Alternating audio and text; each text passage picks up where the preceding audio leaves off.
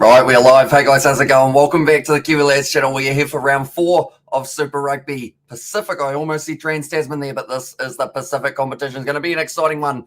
And also, we have got the feeling you won't last long yet. And also, get there. What are you doing, child? From David the Mod for someone in the chat. I hope you guys are all doing well. Blues versus Highlanders for the first match. It is a rematch of Super Rugby Trans-Tasman's final. And it should be a very exciting one. My arm is going slightly see-through at the moment. Blue shirt I thought was far enough away from green.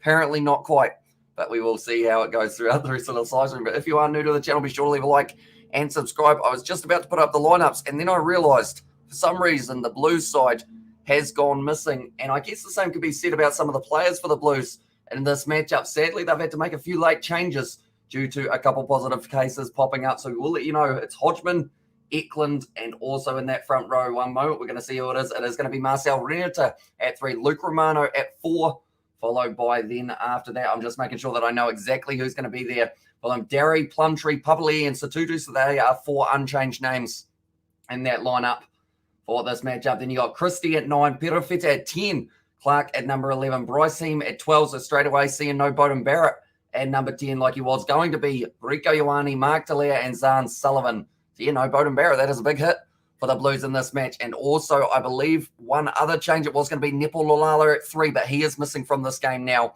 And instead, it is going to be Marcel Renata looking through at the bench.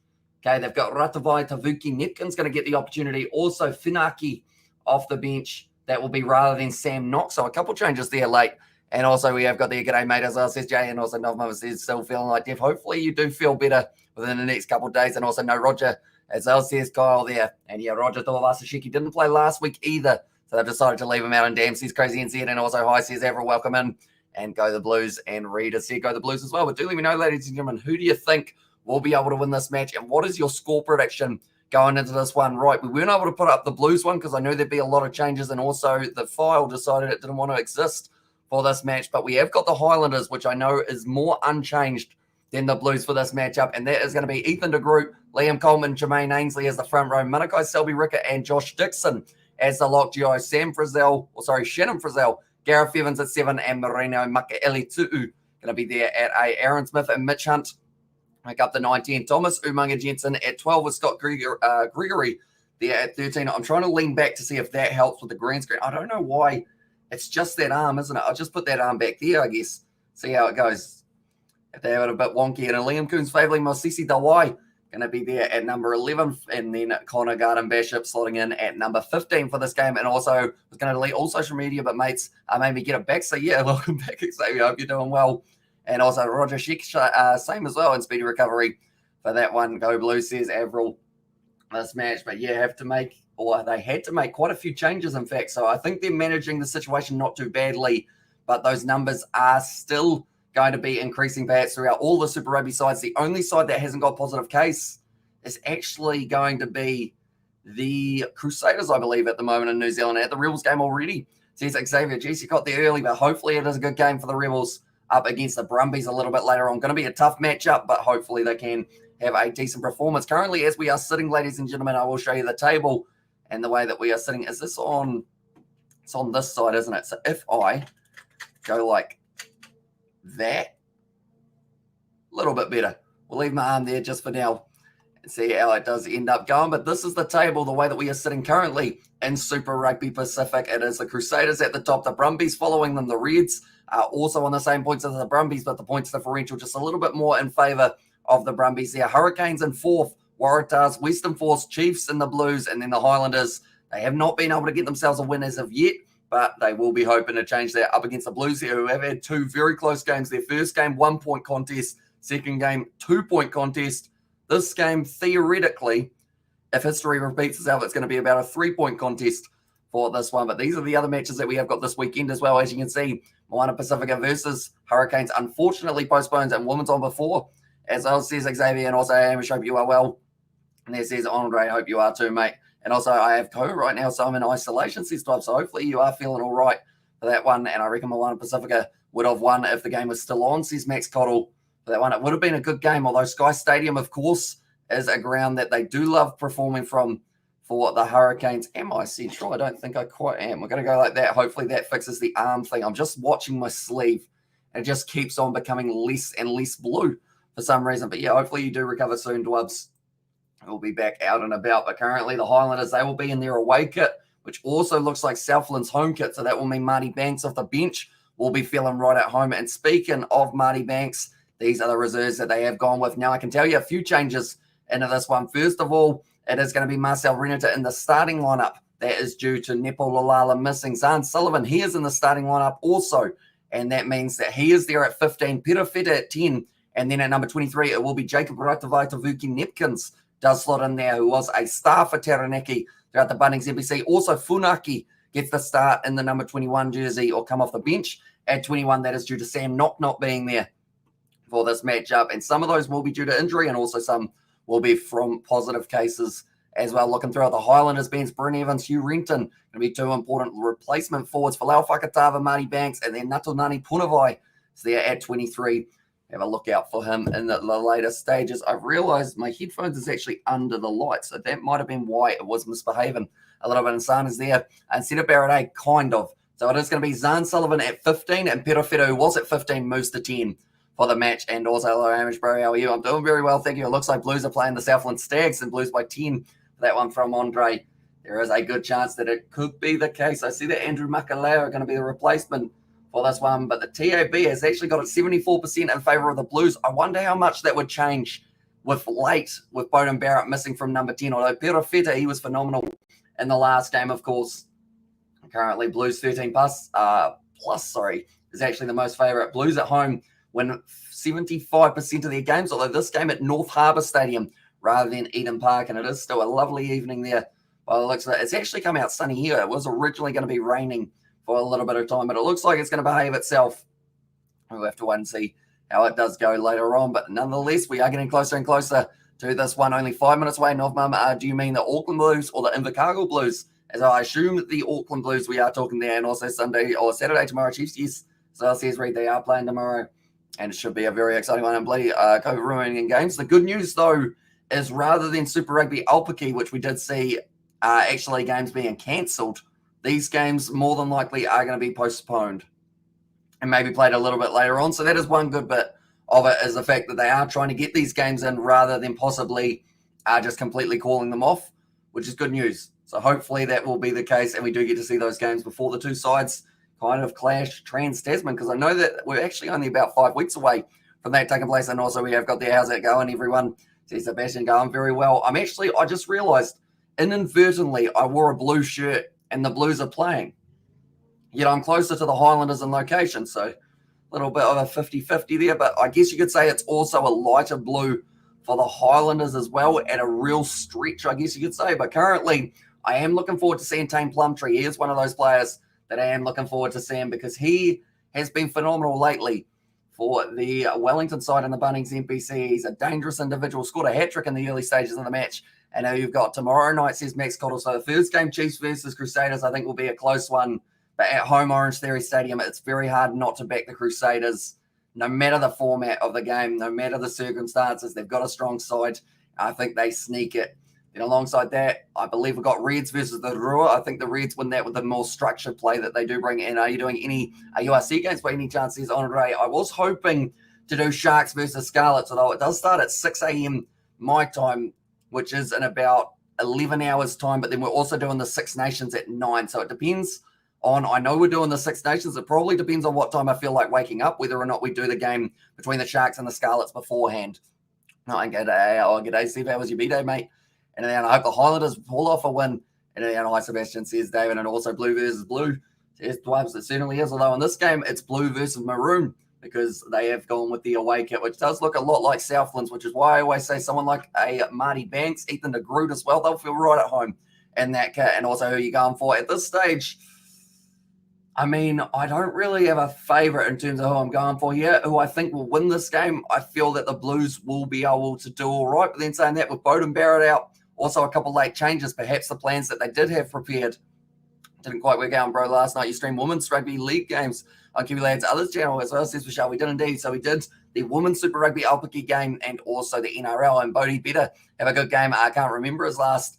As on there says Josh Well, he is going to be missing. I believe he is tested positive.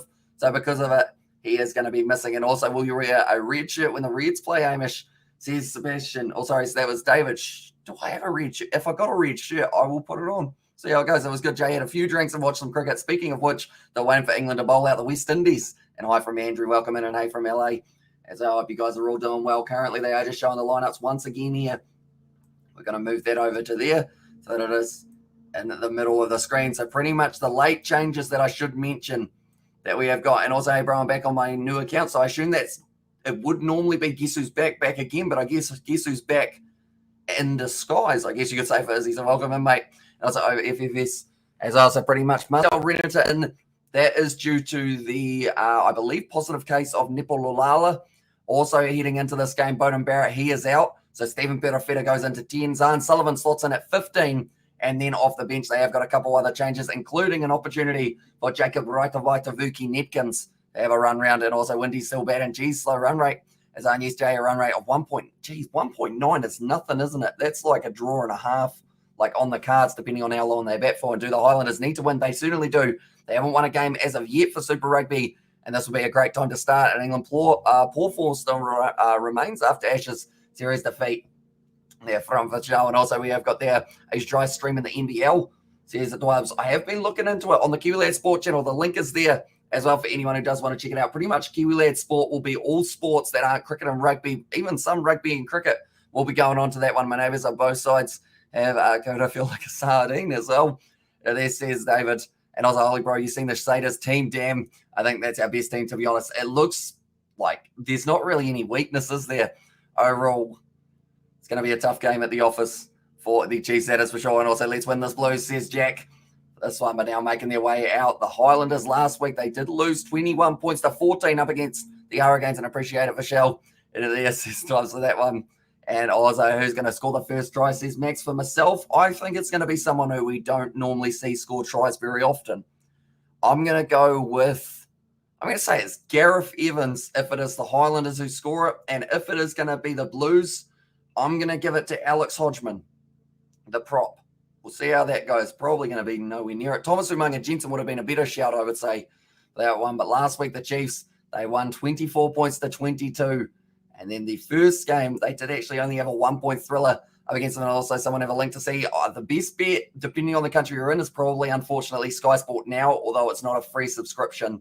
It is about $25 to $40 a month, I think it is, to be able to watch it. But Super Rugby's also got their YouTube channel, which you can watch the highlights of this game for if you do want to see all of the action. Just in, I guess, squeezed down, smushed format.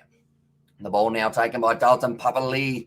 Well, I think has got potential of definitely being close to a future All Blacks captain, just the way that he captains the side and is able to. He seems like he's very much a hype machine, Dalton Papali. Like if your team's going bad, he'll try and help you guys get better. And if they're going well, he will certainly let you know about it as well. But currently, I believe they just said that the Rebels women versus Brumbies women's game is just kicking off now. So we'll keep you guys updated on that one throughout. And Hamish Kiwi Lad Sport, subscribe to the channel and notification on also. Thank you very much, mate. Hugely appreciated. And we have got plenty more videos that are coming in the future for that one. But it will be Ben O'Keefe who is in charge of this matchup. We will go like this. We'll go like this. And we will go like that as well. Like they're saying, it's beautiful conditions there. There we go. We are all set to go for this matchup. Couple late changes for the Blues, but they won't stop them from putting a team together to play at North Harbour Stadium. Nice grass and embankment in the background. A few people on it, but Alex Hodgman, the man who I actually said would score the first try. If he does, I will be extremely surprised. But if he doesn't, I will not be. And also got 2 beers now, says Max. That one, but it will be Stephen Perofeta at number 10 will be kicking off this match. That is due to the late injection of Perofeta at 10 with Zahn Sullivan going to 15. But kicked off now, taken nicely by Mosisi Tawai just outside of the 22 and dragged down by Tame Plumtree. Like I mentioned, he did actually get himself a total of about three in one game, 3 tries. That isn't Kiora, says Nazi. Welcome in. It's a little bit confused here. I think Liam Coombs-Fabling, he's going to need a big game. He was struggling last week. It's a little knock on from him. And now, unfortunately, it does mean that his bad luck will continue. I think Liam Coombs-Fabling, they just don't seem to quite be able to find their hands. Maybe the headgear just a little bit too tight for him. No, it actually went through the hands of Conor Gunn and Bishop initially. And then another little knock on from Coombs-Fabling. And now the scrum feed for the Blues, only about 20 metres out, a good position on the field to be able to build a couple phases. And with that back line that they've got Bryce Heem at number 12, Rieko Ioane at 13, and then on the outside, they've also got Talia, Zahn Sullivan, and then first receiver, Stephen Perafeta, with Caleb Clark directioned or positioned right behind the scrum on the bottom-hand side of the field. All fed in there. For Finley Christie, it looks like they didn't quite get the hook that they were after, so he has to roll it back manually. Finley Christie, ball is still available now. Hoskins, a 2-2 breaking off the back, goes to Perafeta, does straight in with his run. Continuing to drive their way forward now. Luke Romano tackled out by Marina Makeli Tu'u, and also Shannon Frizzell. I do actually see he's got the headgear on for this match, so maybe taking a little bit of a cut or something along those lines. I know that we saw Karl Tuanuki-Afi have that for the All Blacks a little while ago. Okay, if you're new to this channel, smash that like button and subscribe. As on there says David the Mod. So yeah, if you are new, we are going to be covering every single game of Super Rugby Pacific. And I hope that second channel also are running like the subscriber, says Michelle. And yeah, I feel like it's going to be the slow burner for us. It's going to be doing a whole heap of new, I guess, sports that we haven't really covered on the main channel, such as football, rugby league, a little bit more cricket. I think the IPL live streams will be on that channel just to try and avoid a little bit of copyright, which we may run into, unfortunately, just because we always seem to. Like all it takes is one person to be like, their content's kind of similar to ours. We'll copyright strike them for 2 weeks. It's gone down on the front row. I think Aaron Smith still has to put that ball in. And now, good push forward. They've got the advantage now for the Highlanders. Smith goes off to first receiver Hunt. Out to Gregory now. Mosisi Tawai gets it down the wing, trying to bump off Delia, who has been able to muscle up and make a good tackle. Ball bouncing free for Zell. It's the man who picks it up, and they're going right back for the penalty. And also 10K nearly there, says Max. We are indeed. We're getting closer and closer by the day at this stage. So anyone who is new, be sure to hit that subscribe button. But we have got a special video planned for 10,000. We're going to be hopefully doing a kind of reacting to old unseen clips that you guys haven't seen, whether it is from the Kiwi Lads, I guess, channel that used to be there before we kind of deleted the videos, or whether it is going to be maybe some older stuff. Who knows? We might actually not have facial hair in it. No, we should. I think we would have just grown a little bit that stage, but that's going to be kicked into touch with a good kick downfield from Hunt, and now 45 metres out from the Blues line, it is going to be the line out to the Highlanders. Liam Coltman does need to really fill his boots at number 2. Of course, with Dixon going to Japan, I mentioned it a few times, the Highlanders with players leaving on international or kind of international ventures, and also through injury, they're missing quite a few. And also Hamish Bro Kiwi Lads near 10K subscribed. So I'll see Michelle, we are indeed. Aaron Smith, flat ball to Marino Makeli too there. And also, where's this game being played? It is going to be played at North Harbour Stadium for this match. So a home game for the Blues, but not quite as home as Eden Park. I guess you could say no TV, no problem, especially when there's always YouTube rugby commentary from the Kiwi lad, Hamish himself. Says Sammy Sosa, welcome in, mate. Hope you have been keeping well. Do let me know who you think will be winning this game offside. And now 42 metres out. They have got the kick for 3, but I don't know whether or not 3 points is enough to beat the Blues. We've seen in their last 2 matches, they've gotten 20-plus points in both of their games. I think Mitch Hunt knows that. Aaron Smith would have been letting him know as well. Now kicking it for the corner. I'm going to see whether or not I can make my arm not disappear, but less weird. Oh, not quite that much. About there. No. About, one moment. We'll go there. That's a bit better. My arm's kind of existing a bit more, but now throwing it into the back, taken nicely. And now the set play from the Highlanders. Thomas Umaga Jensen does drive his way forward. Good run forward from Shannon Frizzell, now right in the middle of the field. And now going back, Marino Makeli too. Getting forced sideways. I believe that was Rieko Ioane. He was able to make a big hit on him. Gareth Evans slings the ball back. Off to Hunt. Mosisi Tawai, ball pops free, but Hunt regathers. Now back out to 40 metres out. He's got Gregory trying to straighten. He's playing at 13 for this game, and he has got Thomas Umaga Jensen on the inside. Bryce Heem working hard in the breakdown, and a big opportunity for him. So this is his first match for Super Rugby Pacific so far, and we are already up to round 4 of the competition, but slotting in at 12 rather than Roger Tuivasa Sheik. Now Hoskins a 2-2 making the tackle on Coombs Fabling. I predict the Highlanders penalty kick first points as well. There's David the Mod there, little knock on from the Highlanders, and now the scrum feed going to be going the way of the Blues. And also Hamish Bro standings this team's on current or table current situation, so we will go like this. And we will go like that. There you go. That is how the current table is sitting. Moana Pacifica at the bottom. They did have a good game last week up against the Crusaders, so I feel like there's a little bit of confidence going around for Moana Pacifica currently. They were going to be playing up against the Hurricanes. Unfortunately, though, it's not Moana Pacifica with the cases this time. It's actually the Hurricanes who are going to be missing that game due to positive cases. The Fijian Drua, they have got a big game coming up against the Reds. The Brumbies later on tonight will be playing up against the Rebels, so it's second versus 11th. And one thing is for sure, whoever wins that game is going to be able to move themselves very nicely on the table. The Rebels could leapfrog about 3 positions if they do well in that contest, whereas the Brumbies, they could take over first place if they do end up getting it right. But now going to be available once again here for the Highlanders. No, the Blues, they've got it at the back. It kind of wheeled round big time. It's a penalty, though, in favour of the Blues. Got confused at where the ball ended up there. Everyone kind of spun around, and it was almost pushing from the initial side that they weren't on. The coach is having a look straight into the sun. Someone get Leon McDonald some sunglasses so that man can see straight into the eyes. Currently kicked it into touch, Stephen Petafeta. And now it is going to be the line out from about 32 metres out here for the Blues. But Petafeta, he's a very dangerous player, plays well at fullback, plays well at fly half, and is a whiz with the kicking tee, which I believe is where they will use him. Benny is here, morning, Amish as well. Welcome in, mate. And also, it's a number 8 and 10 battles, as I says Vishal there. Yeah, the 2 number 8s, Marina Makele Tu'u and Hoskins Tutu up against each other there. And then number 10, it's Petafeta up against Mitch Hunt. So 2 men who can slot into fullback as well if they do need to. But for this game, they are both going to be at fly half. Liam Coleman tackling his opposite number. Eklund still available for Christie. Another advantage. I believe that was trying to get the ball before the man had properly rolled away. Now, another player that is missing from this game, actually Josh Goodhue, which is why Sam Derry is in there. Caleb Clark drives his way forward, the ball spot free. And I think Aaron Smith got a miracle touch on that one. And they're going back for the penalty. What a play from Aaron Smith, the veteran. Able to get just enough of a touch on that ball, and Caleb Clark unable to put it down over the line. That's actually like when me and George played Rugby Challenge 4, and he ran over the line as Caleb Clark and didn't put the ball down.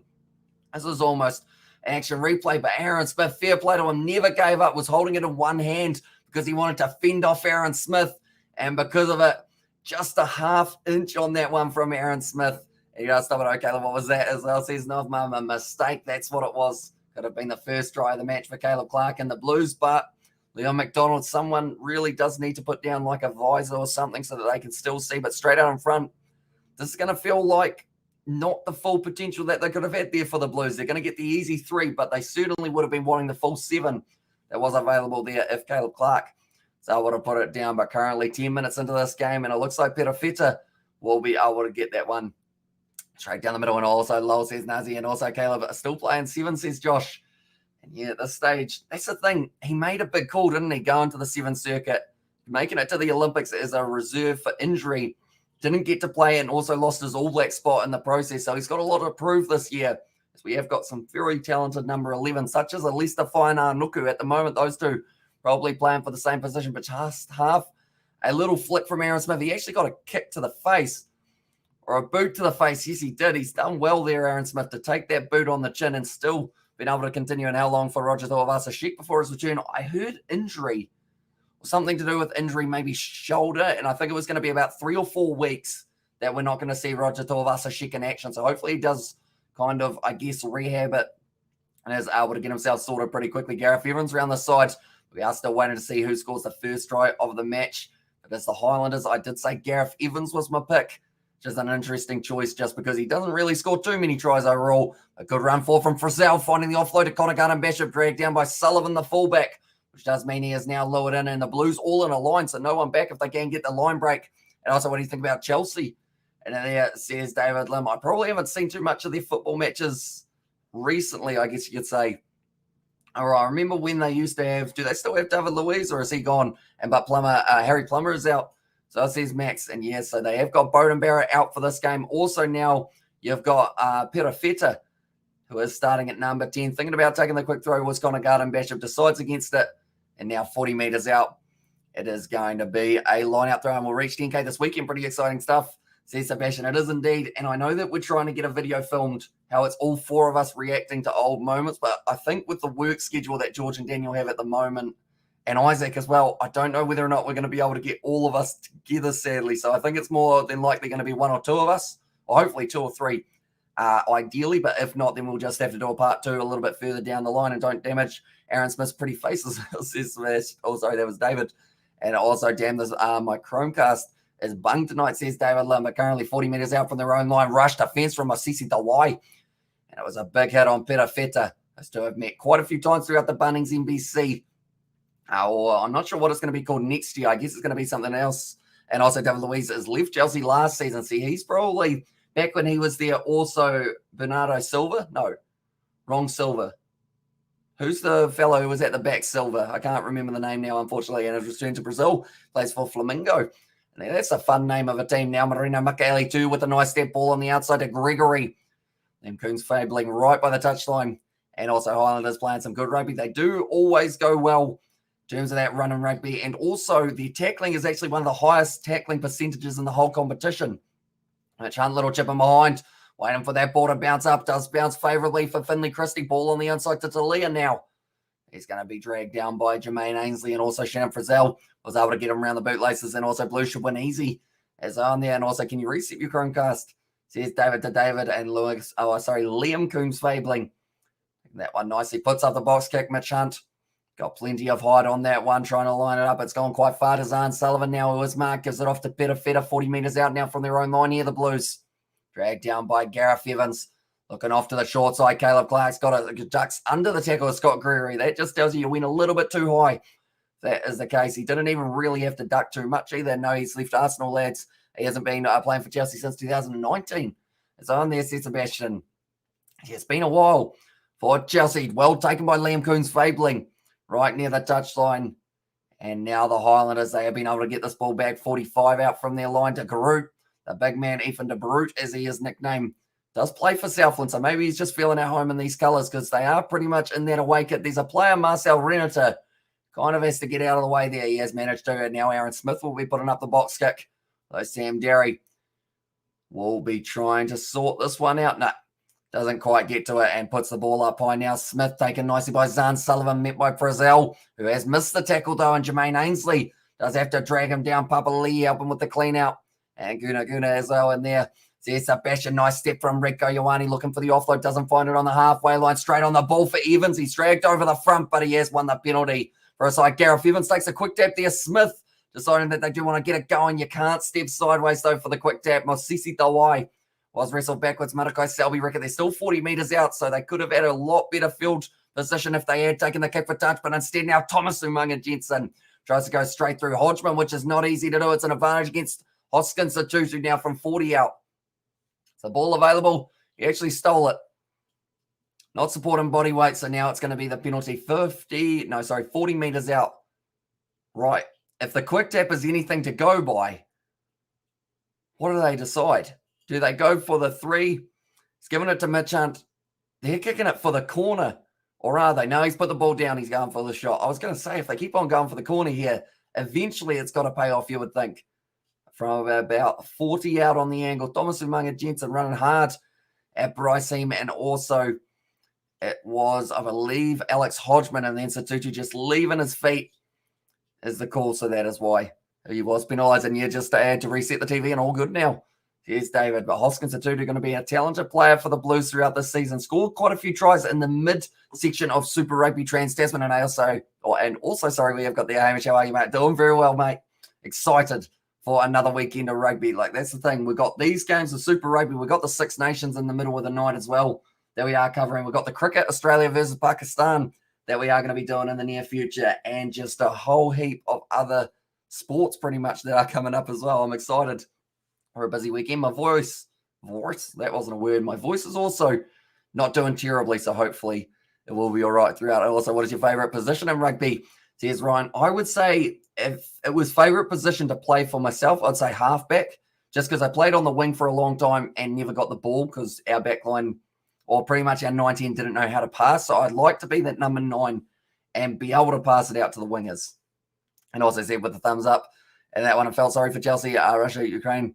Conflict is not their fault, as I said, David Lim. That's gone over. And also Lucy Prop Says JSP, another very important position out on the rugby field. That's the thing. All positions are important in their own ways, and you've all got different roles that you have got to try and make sure you can fulfill. But that is going to be 3-3 now between the two sides. We have got Abhishek. Hopefully I pronounced that correctly. As said, Bola from Fiji. Welcome in, mate. Hope you're doing well. Do let me know, ladies and gentlemen, at this point in time, 16 minutes and 3-3, who is going to be able to score the first try, the exact player as well. Caleb Clark almost able to take it, but he does knock it on. So now the option of the line out or the scrum here for the Highlanders. What do they decide?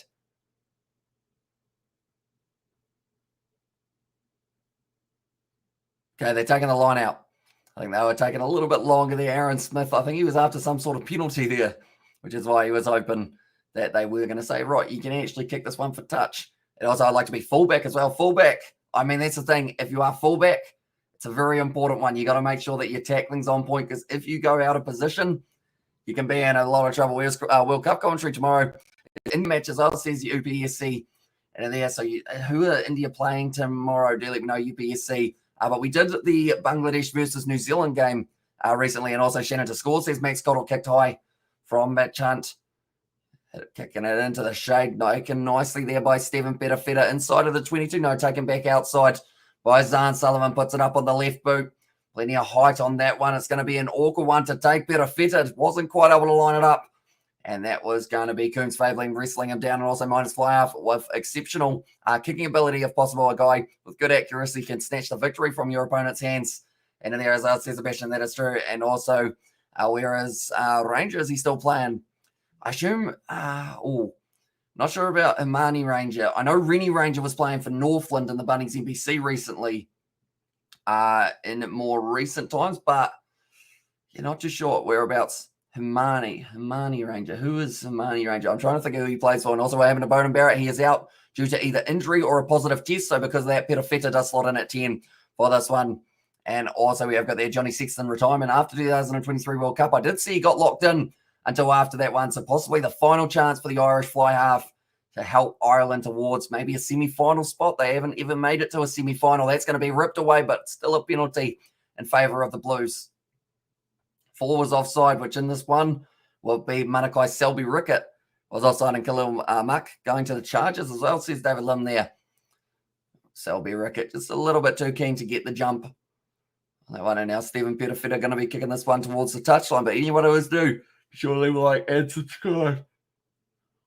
I like how I said that I was wide awake earlier on, and now a yawn is kicked in. I don't think it's so much to do with tiredness, though, but I know that we've got an early morning start tomorrow for France taking on Wales. It's going to be a 9 a.m. start. So we're going to be up bright and early for that one. And also, Katie smashed the Sixers today. Clay T back at his best for Golden State. And that one says David Lim. I saw that it was, what was the score? 112 to 102 or something like that. 103. Uh-oh. Not straight from Kurt Eklund. Mistake made. And now because of it, the Highlanders will get this ball back. Currently 19 minutes into this game, Red Bulls gives you wings. So it says David Lim. That is what they say. I'm yet to test that theory, though, so I have to wait and see. One day, maybe. I have to test it out a little bit. But Shunt now, looking like he will be kicking it to the touch. He was playing for the Blues Ranger. I can't remember his full name. Oh, so it is Rennie Ranger. Yeah, he is playing for Northland at the moment for the Bunnings NBC. I don't believe he has a Super Rugby team, although the last that I heard for Super Rugby-wise, he was playing for the Crusaders as an injury replacement last year or the year before, I think it was. Did everyone go to the petrol pump before 6 p.m. tonight? Yes, David, I did see that there were a lot of people around because of the petrol prices going up, and also now a good rugby academy gives you wings. Says Sebastian, that is true. If you get a good foundation built, nicely taken by Mark Talen, never mind he's dropped it. It was a little bit of a juggle, but they're saying, first of all, it was dropped. Okay, he said that Masisi Dawai also lost the ball, but it was originally a knock-on from the Blues, so the scrum feed does go the way of the Highlanders. We're 20 minutes into this game, and neither side able to score themselves a try as of yet. Interesting one.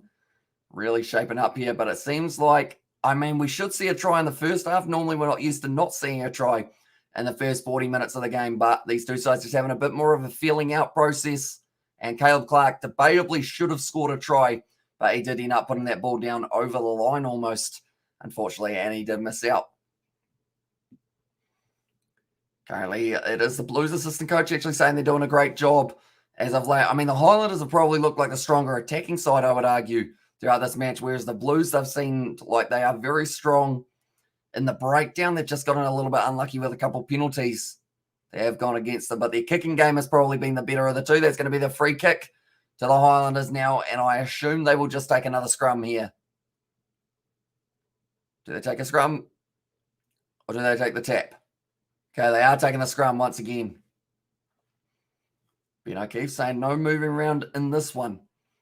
Currently, Scott Gregory in the midfield alongside Thomas Umaga Jensen has been pretty strong. And also, what do you think about Fiji and Drua performance so far? I think they've built into Super Rugby quite nicely. They did start off with that loss up against the Waratahs, and then the loss. Who did they lose to in the second round? I think it was the Brumbies, wasn't it? But then from there, they've taken a bit more time. I'm excited to see them up against the Reds, because you would say the Reds are debatably the strongest Super Rugby side in Australia. So hopefully they do all right there. I know that they're way underdogs for that game, but they were underdogs up against the Rebels and were able to win it relatively comfortably in the end. But it was that big thing of if their defense can hold up, because they have given away, I think, about 110 points or something so far throughout the Super Rugby season. If they can get away with not giving away so many, they will be in a good position. Scott Gregory now running up the middle of the field into the 22 here for the Highlanders. Of a good attack and scrum. Merchant slings it wide out to Shannon Frizzell. Steps back on the inside. Nicely done by the big man at 6. They're going to be available once again now for the Highlanders. Smith goes back across to Liam Coleman. A lot of these Otago players are all in the Highlanders for this matchup, although we've got a few Otago players scattered throughout the other sides. For this season, it's going to be the advantage against Kurt Eklund, who doesn't look like he's given up the ball, and that will be the penalty there against the Blues. I think he might have been slightly down on one knee at one point. They are saying there for Kurt Eklund. He's very good on the breakdown, but just leaving his feet slightly. And now Mitch Hunt, if he wants it, it's an easy 3 points. Do they want it, though? They are going to be taking on the 3, so this will give them the lead here if he is able to get this one over Mitch Hunt. But Thomas Umaga Jensen looking dangerous in that midfield, just driving hard, also flicking the little offload. He lured in about 3 defenders, which left the gap for Gregory to try and run through. But with Satutu and Ioane right on his back, we're just quite able to slow him down. But it's a great offload there from, and also Reed says he's going to pay for the pizza, or for my pizza as well. It's very generous of Reed, that is for sure. Currently 24 minutes through this one. And it's another opportunity for the Highlanders. Now, I'm glad that the first kick of these matches hasn't hit the post, because in that last game, it was a little bit spooky how every single game for New Zealand sides on the Saturday, we had 2 matches, 4 kickers, all 4 hit the left-hand upright for their first kick of the day. And I don't know, like, that's the thing. The odds of that happening are probably like not 1 in a million, but it's right up there. You would have been making plenty if you were on the betting sites. And they had that random one of it's going to hit that post 4 times in a row. But Mitch Hunt now lining up this one for an easy kick. Out in front, still taking his time, though. Wants to make sure he strikes it all right. And he does get it straight down the middle. So the score now 6 points to 3. The Highlanders take the lead. And what time is Reds versus Drua? New Zealand time. It is going to be 9:45 tomorrow night. One moment. I will put up the schedule of when the games are taking place. We will go here. And we will go like that. There we go. Those are the times that the games are taking place tomorrow. As you can see, postponed game up there between the Hurricanes and Moana Pacifica. Unfortunately, that one was going to be a 4:35 game. Crusaders versus Chiefs Super Rugby Aotearoa rematch of the final. That is at 7:05. We will be covering that game on the channel alongside the Reds versus the Fiji and Drua. And that is at 9:45. And then the Waratahs play the Western Force at 4 p.m. on Sunday, which we will also be doing on the channel. But now putting the box kick up here for Aaron Smith by the looks of it. Get plenty of height on it. Liam Coombs fabling, trying to chase it down. He's actually ended up with his Arn Sullivan on top of him, who landed very hard on his neck. And I think he is just going to need a little bit more time. Okay, they aren't going to be picking him up as of yet, but he fell awkwardly. He almost kinked the neck backwards there. Intense teddy bear about Corey as well. And also Miss Q Lad says Ollie there. And hello, everyone. Says, welcome into the live stream, mate. Hope you're doing well. And also Ollie Olden there. Oh, okay. The way that he came down, he kind of landed awkwardly on the knee. I think he almost hyperextended the leg the way that he landed on that left side. But then he also ended up in the situation of he slightly almost landed on his head, which is why they are taking a bit more time to make sure that he is all right. He's back up to his feet, though. He's a tough individual, Zahn Sullivan. Same with his brother Balin, who was going to be playing, I believe, for the Hurricanes if they did have their game up against Moana Pacifica, but those games have been postponed. So that means Moana Pacifica at some stage have to make up 3 games in Super Rugby. Because if it was spread throughout, like let's say it was 1 game for the Highlanders, 1 game for the Chiefs, 1 for the Blues, 1 for Moana Pacifica, or something along those lines, it would have been a lot easier on them. But yeah, 3 games to make up at a random time in the competition. It's going to be very tricky to do. And Kudrell win back-to-back. They've got the hardest opposition to try and make it back-to-back. That is for sure. Definitely because they're away from home. I believe that game's at Suncorp Stadium, which they've always said is just like a pressure cooker with the crowd right around you on the ground. So it's going to be their biggest test yet, I would say, for them. But if they can somehow get through it and get themselves a win, they'll be sitting pretty comfortably on the table after round 4. And also, okay, but he said 600. Are we going to go make? Okay, but he said 600. Are we going to make your poop there too? Yes, I think is the right answer or wrong. I don't know. And as well from David, pretty much my reaction for that one. But now Aaron Smith going to be putting this ball in 45 metres out from their own line, and Mitch Hunt kicks it in behind. Was taken back. Zahn Sullivan takes it nicely inside of the 22 and is able to put plenty of distance on it.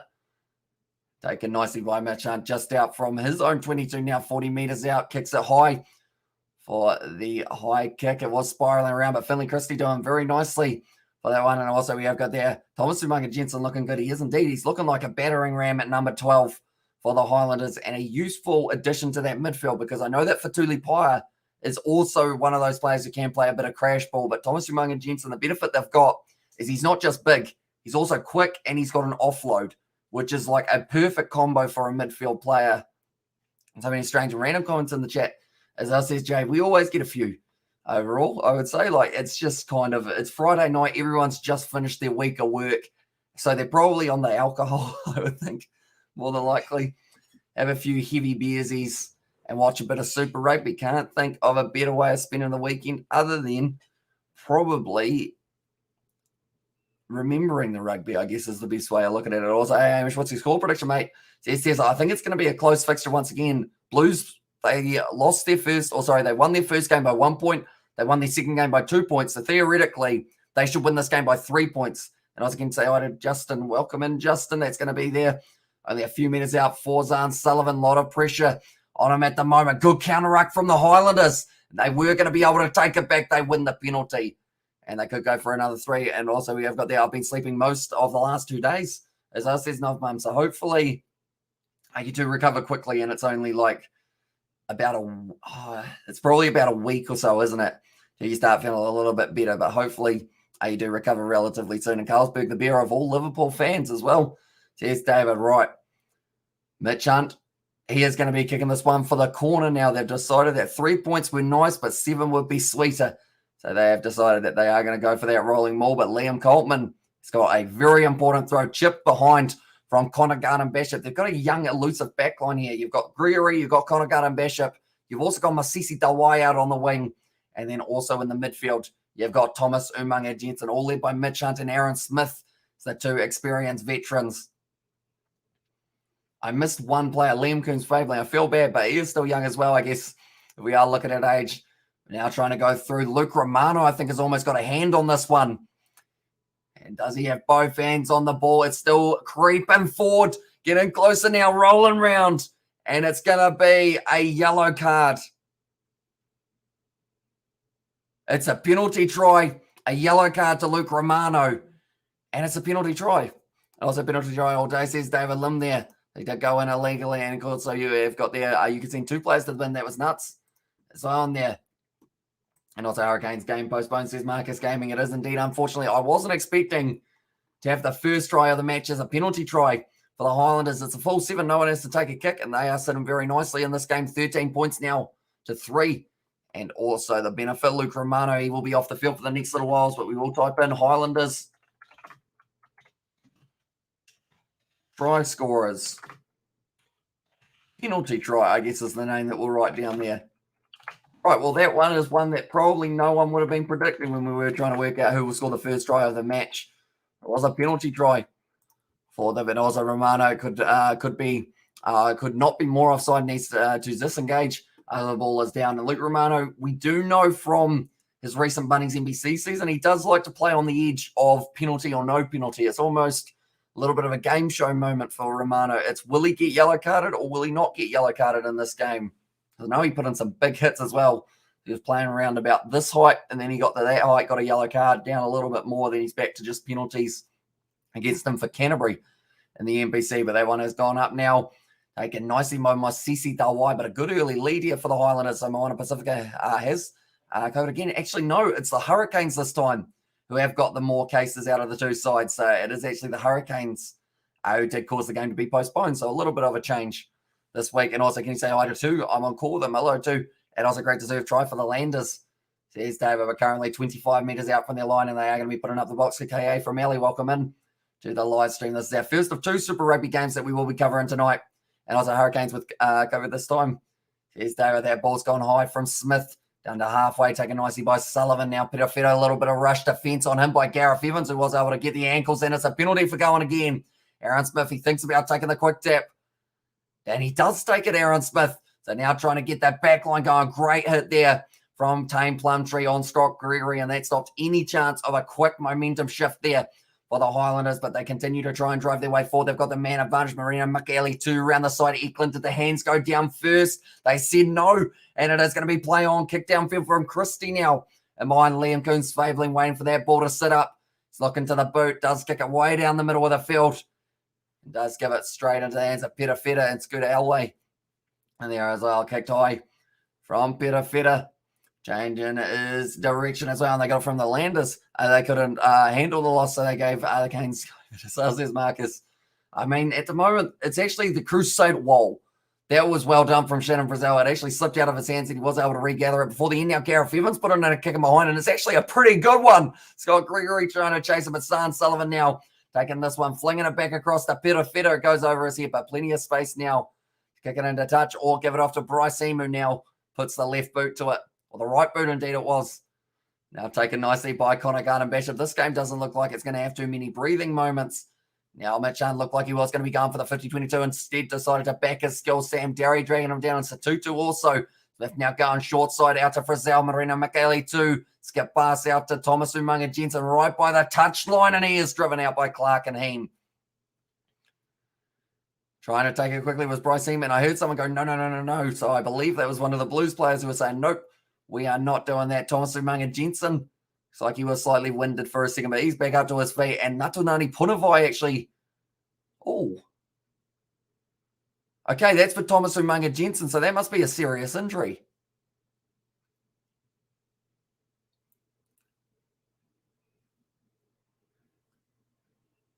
Okay. Thomas Umunga Jensen, they are saying he must have an injury because. Or else I wouldn't be taking him off only this far through and just postpone game affect the table. Not at this stage. It is still going to be pretty much a 0-point contest until they decide when that game's taken place. And then if they can't play it, then it'll probably be 2 points per team. And who got the ball, says Jace. At the moment, we are just waiting for Thomas Umunga Jensen to make his way off the field. But once the ball is available, it will be the Blues from 40 metres out. The win predictor currently is the Highlanders at 65% chance of winning this game. At the start of this game, they were at 25% chance of winning the game. And that's where Thomas Umunga Jensen doesn't look injured. So yeah, I'm not sure whether or not, I don't think it's an HIA. I don't think it's a head injury assessment for him. And it's more maybe he had a lurking injury that now they've decided, right, we better take him off. We don't want to risk him. And Caleb Punavai has got potential. But man, we'll miss Thomas Umunga Jensen. Yeah, Nathunani Punavai, very talented player indeed. Christie passes it back. 25 out from his own line, kicks it high. Going to be a good challenge in the air, taken nicely by Connor Garden-Bishop. Double leg takedown there from Mark Talia. Counter ruck from the backs for the Blues, but just not quite strong enough to stop the forwards from being able to hang on to it for the Landers. We have got there's Aaron Smith playing. He is indeed starting at 9 for this game with Fakatava coming off the bench. Welcome in, Ellie. Sees Sebastian there as well, but it looks like now he will be putting the ball up. Dalton Pavali just fighting for an extra little bit of an inch forward. And Blues have been bloody average this year so far. And there's Josh. And I think it is also that case of trying to find that combo that they do want to go with. That was an awkward fall for Liam Coons-Fabling, and I think that has hurt his knee. So because of it, I don't know who's going to be coming out on the field next. I think it will be Marty Banks who would have to replace someone who's going to win this weekend Six Nations matches. For me, I mean, Wales at the Principality would be a great upset if they were able to do it. But for me personally, I think France. Who else we got? France, Scotland, and then Ireland versus England. I'm going to go with England. Maybe, but currently Liam Coombs fabling. The way that he fell was like he was getting twisted around as if he was bubble wrap, and they were trying to get as many pops out of that knee as possible. And I think they got at least 2, because that doesn't look like it's too friendly for Liam Coombs fabling at the moment. And if he stays down, they're going to have to make Marty Banks go out onto the field. And we're still in the first half. Of course, he will still have enough stamina to be able to cover the full second half, but certainly not what you want early on in a match. Hobbling back into position for now, I believe Scott Gregory first. Receivers put the ball down. Principality Stadium as a fortress for Wales, exactly right.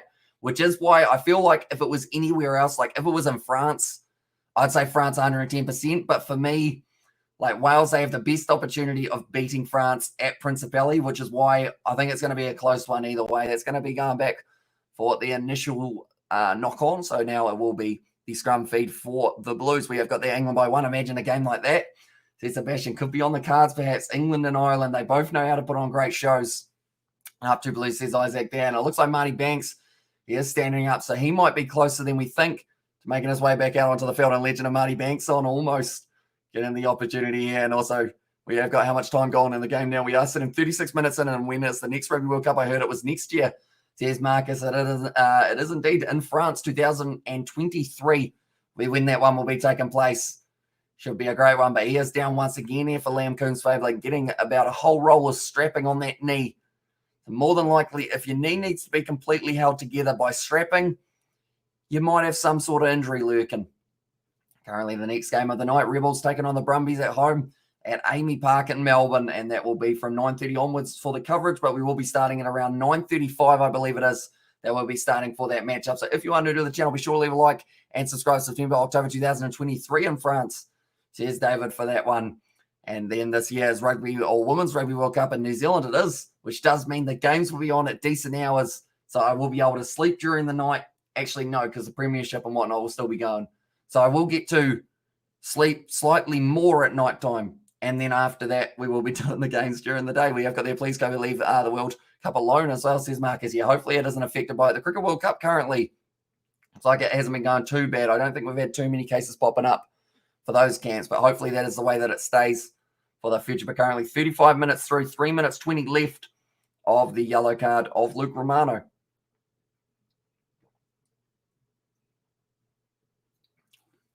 Oh, now it's been dropped by Bryce Heem. They're saying it went backwards. No, they're not. They have now decided that it did trail forward a little bit. Would be called for both cricket and rugby World Cup this year, says David Lim there.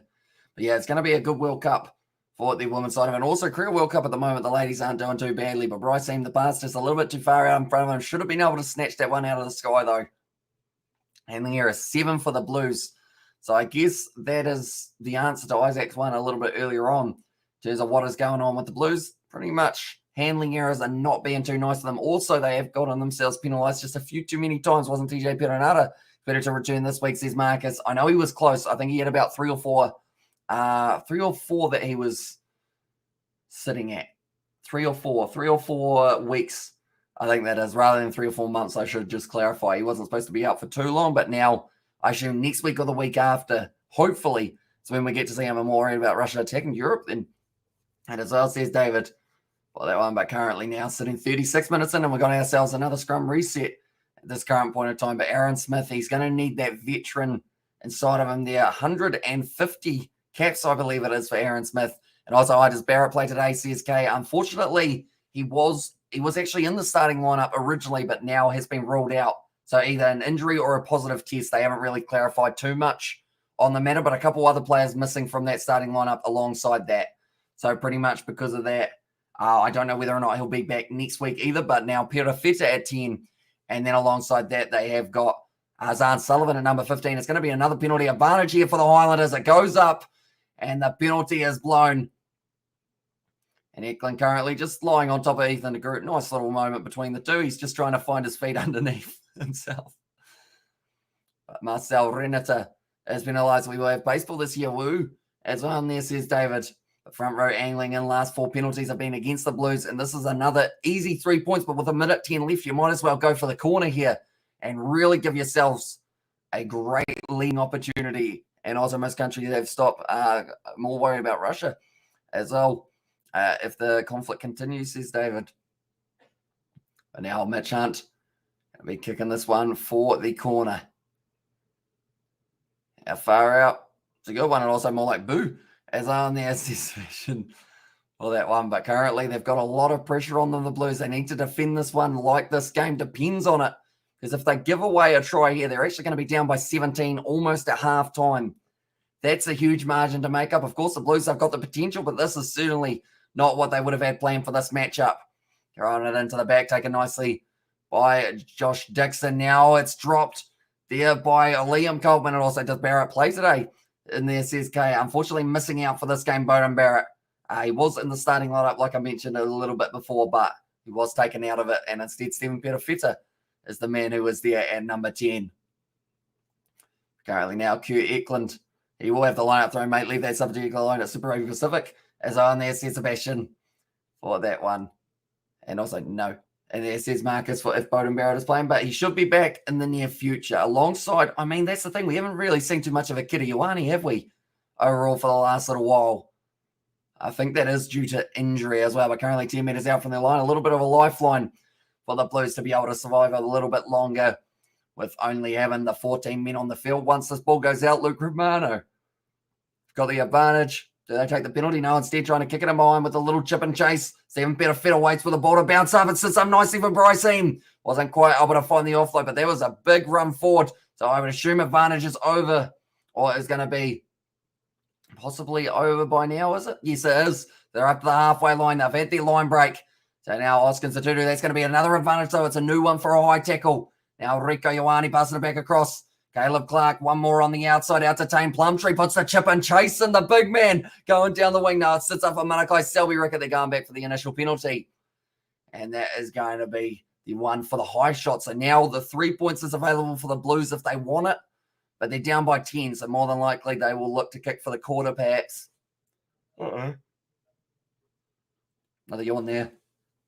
Alex Hodgman currently just banging on that rib cage. We only have one try so far throughout this match, and that was the penalty try. We saw scored this one, but currently now it's going to be the Blues. I would assume they will be back to 15 in a moment. Okay, Perafeta, he will be kicking this one for touch. It was the more expected result for the Blues, and also Bowden will be retired. Is that truth? As I says Kai, I think he's still got a few more years in him. He will be there for the Rugby World Cup, I would think, unless some sort of serious injury stops him from being able to take part. But overall, he's probably still there for another few years yet. And also, I do know for these streams to forget about that sort of thing. I live closer than anyone in the chat to the conflict, and I'm simply tired of it. As I says Sebastian, and that is fair enough as well. Yeah, normally rugby related is the best way to go for the chats, of course, but now rolling forward here for the rolling more. It's actually all collapsed, and Liam Coltman or someone just got a magical arm on the Blues. The ball is available. Mark Tilley has to play halfback. Passing it back across to Hoskins. Satutu flung back across Perafeta. That looked a little bit high, was it? Was nailed. It's a knock on, and that will be halftime now. And the Blues go into halftime 10 points down, sitting 13 points to 3 now for the Highlanders. They've got themselves a nice, comfortable lead going into the halftime. Probably something that we weren't really expecting to see for the Highlanders going into the second half, as we thought that maybe the Blues were going to have a little bit of an advantage. But looking through at the benches for this game, Soani Vakina going to be there for the Blues. Also, not too sure who is slotting in for Marcel Renata. That is just due to injury / positive cases. One moment, we will do a little bit of quick research and see exactly who they have got there, because I believe it will have been announced alongside the start of this match. We'll go like this, and we will go like that. But Marty Banks, he was almost having to make his way back out onto the field. Natunani Punavai already out there. That is for Thomas Umanga Jensen. The match, we will go like that. And we will go down right. Player stats. This is what we're after. No, it's not. It's lineup. That's the one that we're after. Right. So off the bench for this game, it is going to be Jordan Lay, who does slot in at 18. Taufa Funaki at 21 rather than Sandnock. And then Jacob Ratamai Tavuki Nepkins is there at 23 rather than Zahn Sullivan, who was starting at fullback for this matchup as well. But those are the benches that they have got there. And also, what do you mean? as us.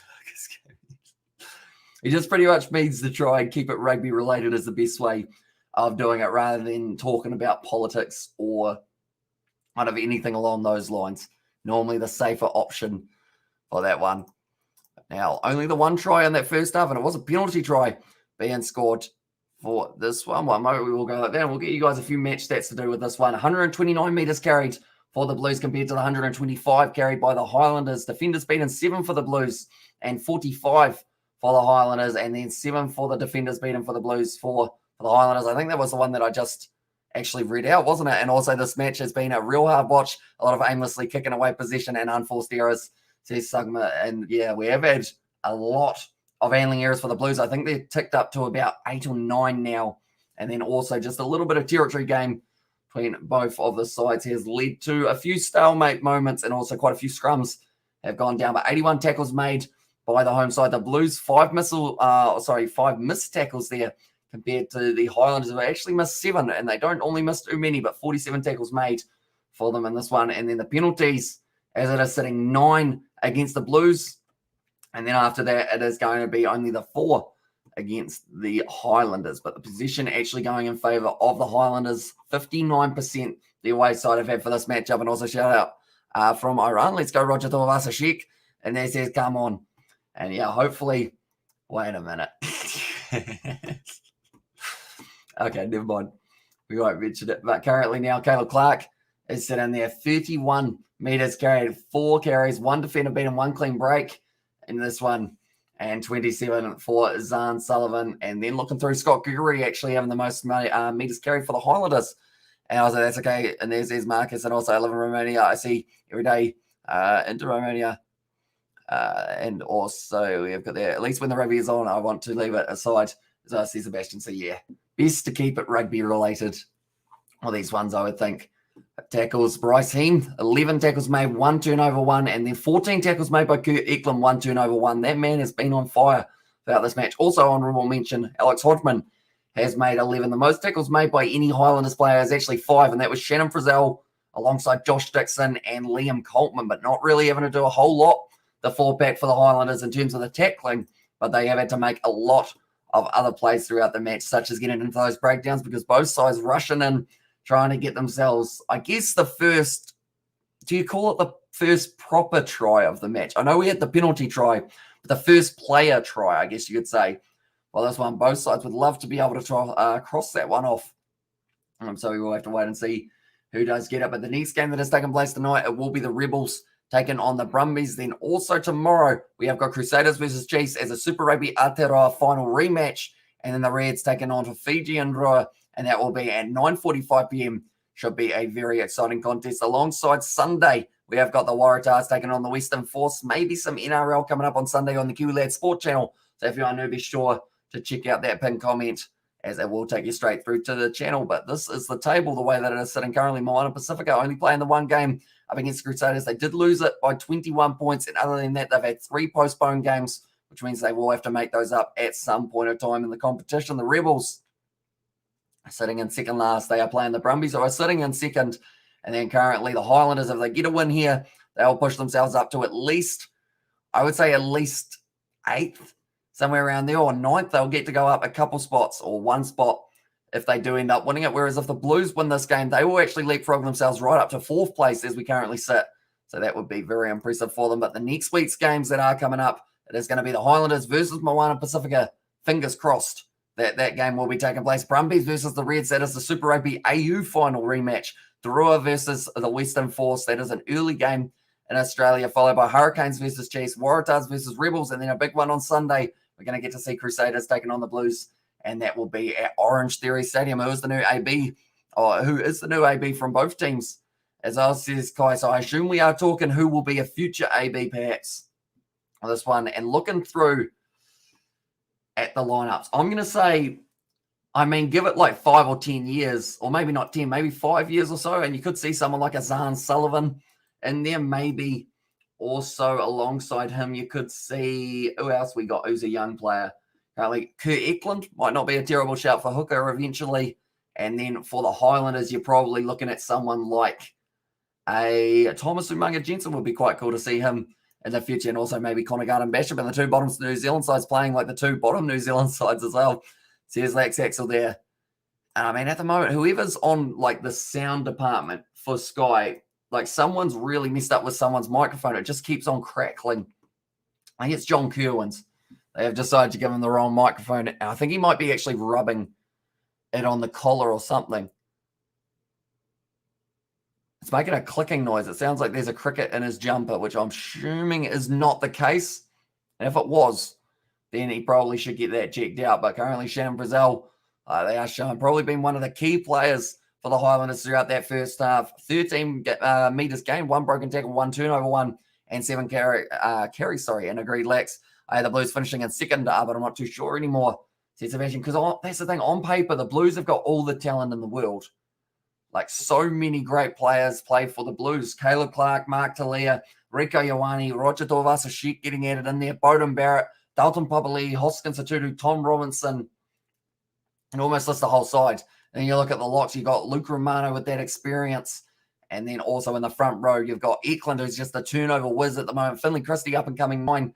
And then a few other players in there as well. As a Blues fan, I'm getting a Vietnam flashback as well.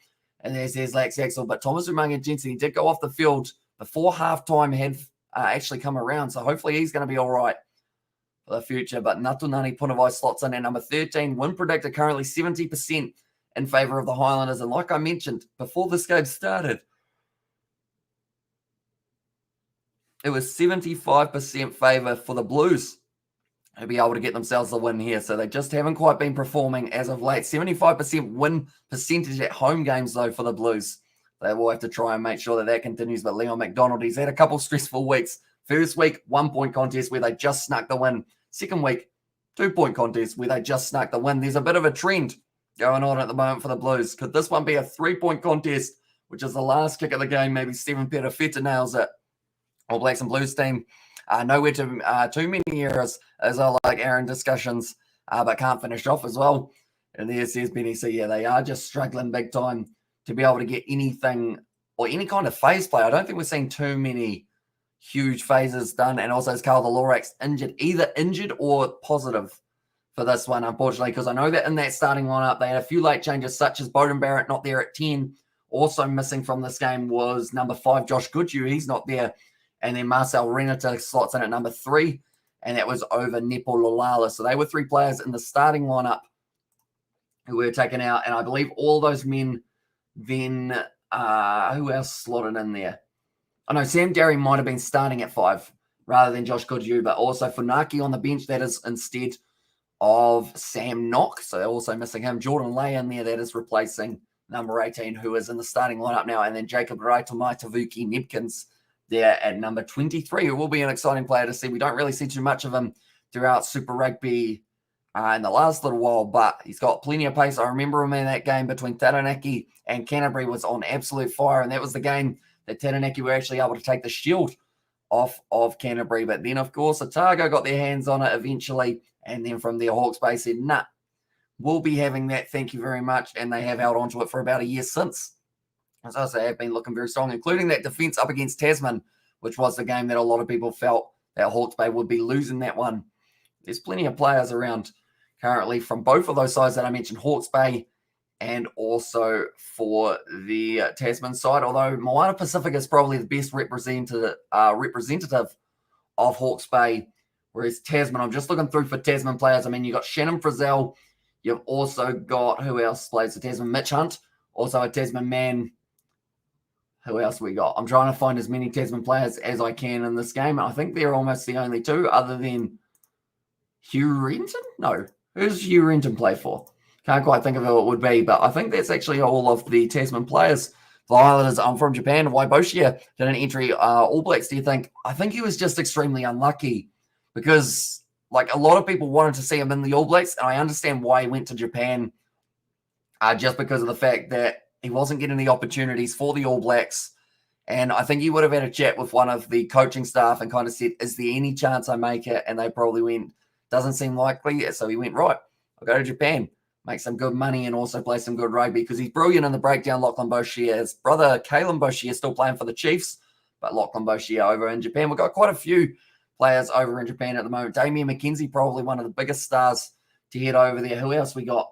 Who has gone over there? Patrick Tuipulotu, if we're talking about the Blues, and then also Ash Dixon if we're talking about the Highlanders. So quite a few players, kind of almost one from every team, I guess you could say, you could think of, that has gone over to Japan. But I'm looking forward to the Chiefs versus Crusaders tomorrow, because that game's going to be that rematch of Super Rugby Aotearoa's final, and the Chiefs are going to be missing McKenzie. They're going to be missing Josh Ioane. So it's going to be a whole new challenge for these young guys, such as an Amoni Naroa, to really go out there and let's go, boys. And there's our says Aloni. Do let me know, ladies and gentlemen, who do you think will be winning this game? And great first half play from the Highlanders, says he. Make sure, yeah, they did look like the strongest side out there on the field. It almost feels like Blues ABs are just giving less effort compared to the black jersey. Frustrating. I would still hope early hope that changes, says Lex Axel.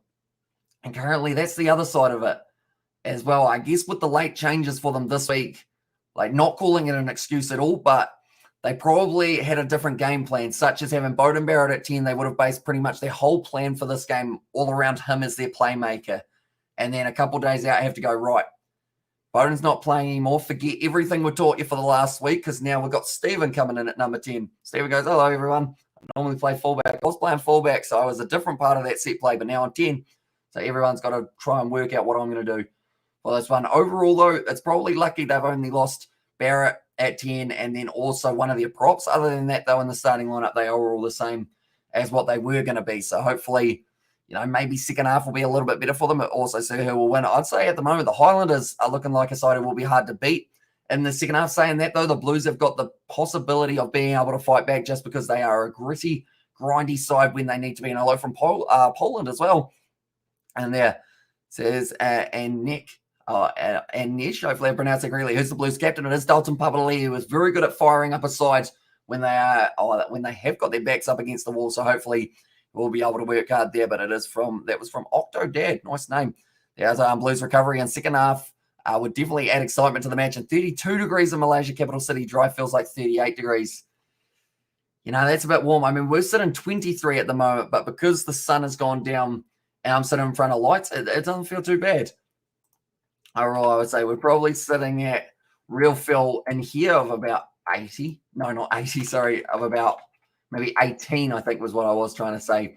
Although on and also both Lax sides said Foster, Costa Pont, and Colby, top two players in the World Cup as well. Says Laxon also went to the second half start. Probably in about 2 minutes' time, we'll be back underway for the next half of this matchup. But do let me know, ladies and gentlemen, who will score the first try of this match, the exact player. I'm still going Hodgman or Gareth Evans. We haven't actually seen a try other than a penalty try, which is the only one you can see across the bottom of the screen. We want to write some names down here, 3 or 4 names, see how it goes. And also I live in Timaru. It is like 15 degrees. So I feel like my computer is well and truly wrong, because I was going to say it doesn't feel like 23, but that's what the computer is saying. How's the weather in Poland as well?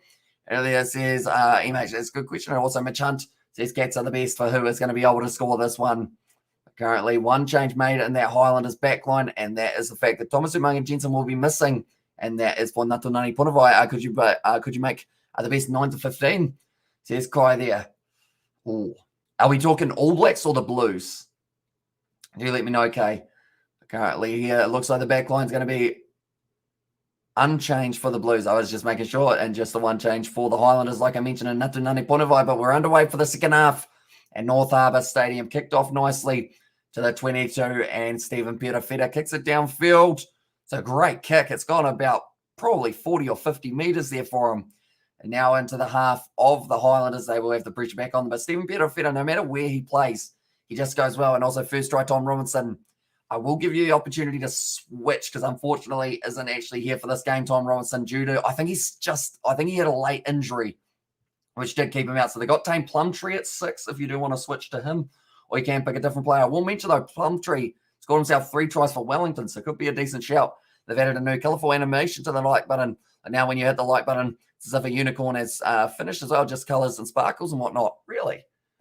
I feel like I will have to give that a look. I didn't actually realise that size doesn't matter. Campaign going strong as well, says Gets are the best. And also this one is going forward for this one, taken nicely by the captain, Dalton Papali'i. Mark Talia now sitting only 15 metres out from the line. Sitting there nicely. It's an advantage there to the Blues. Now passing it back, Christie out to Perafeta. Bryce Heem stepping straight through. Good ankle tap on him though by Makaeli too. I want to stop him. Hodgman low pass. Perafeta takes it nicely. Zahn Sullivan almost juggling that. He has been able to just hang on to it as well. So it seems like there's a few handling errors for a game that doesn't really have too much rain affecting a Mark. Talia finds the offload. This is opening up on the outside. Dalton Papali pins the ears back. Passes on the inside. Dane Plumtree scores the try. Was he in touch? I think he scored it. Dane Plumtree scores the try. I should have picked him. But the Blues have been able to get it there. And Tame Plumtree scores it. So if you did change it, Octo Dad, you got it 100% spot on for that one. But Tame Plumtree takes it nicely in the end, bumping it back onto the side of the Blues. Then Dalton Pavali's foot was very close to the touchline. I believe they'll be having another look at this one just to make sure that it is going to be illegal one for them. But brilliantly done by Tame Plumtree, and Dalton Papali throws it on the inside. And Plumtree scores the try. One moment, we'll go like this. Plumtree, and he did score it in the 42nd. We mentioned as well at halftime, I believe it was Lax Axel said if they score early, this is going to be an even more exciting second half, and that is exactly what it is. And also, does 8 teams make the playoffs? They do indeed. Also, how much teams make the playoffs? So, yeah, it is 8 for it. But now, Stephen Perafeta, this is about where he was when he did nail that kick last week. And also, he said it just right. I just came back from the Daily Breed. I'm excited to see the Roger Tuivasa-Sheck playing on a scale of 1 to 69. How excited are you to see him play? I've already seen him play, and from what I saw, probably about a 7. No, he was all right. He's probably about a 30 at the moment for me, just because he's still getting used to Union again, and I think that's going to take time. But by the end of the season, I think he is going to be one to watch out for. And that Blues backline, Stephen Perafeta straight down the middle, says thanks very much for coming. And now the Blues have been able to convert it. It makes it 10 points to 13. That man just does not miss when it comes to the kicks. And do you think Highlanders will make the playoffs? If they win this game, they've got a better chance. If they lose this game, it might just be a few too many games to make up. But Tame Plumtree at number 6 does end up scoring the try there. Did help set up the play. He actually not just knocked the ball back onto the side for the Blues. Then from there, Dalton Papali and him were just having a 2-man show. Ended up scoring the try through Selby Rickett. And Plumtree scores. Give the Blues just a little bit more of a fight back here in this one. Taken nicely by Bryce Heem. Hit hard around the neck region by Ethan de Groot. Now Finley Christie slings it back to Perafeta, who puts up the box kick, and Aaron Smith underneath his leg, and also Amesbury Highlanders win this game, I think. And there, that's a big bit of contact between Garden Bishop and also Clark, and he might have been a little bit rattled for that one. That's a hard name to say, Aloni, and that one, but it looks like Garden Bishop, he is in a little bit of trouble here. But they committed well and truly to it. Now flicking it out the back, and it didn't quite sit up nicely. So had travelled forward for that one, but now we will have a quick drink, and also still plenty of time remaining in this game. There is indeed.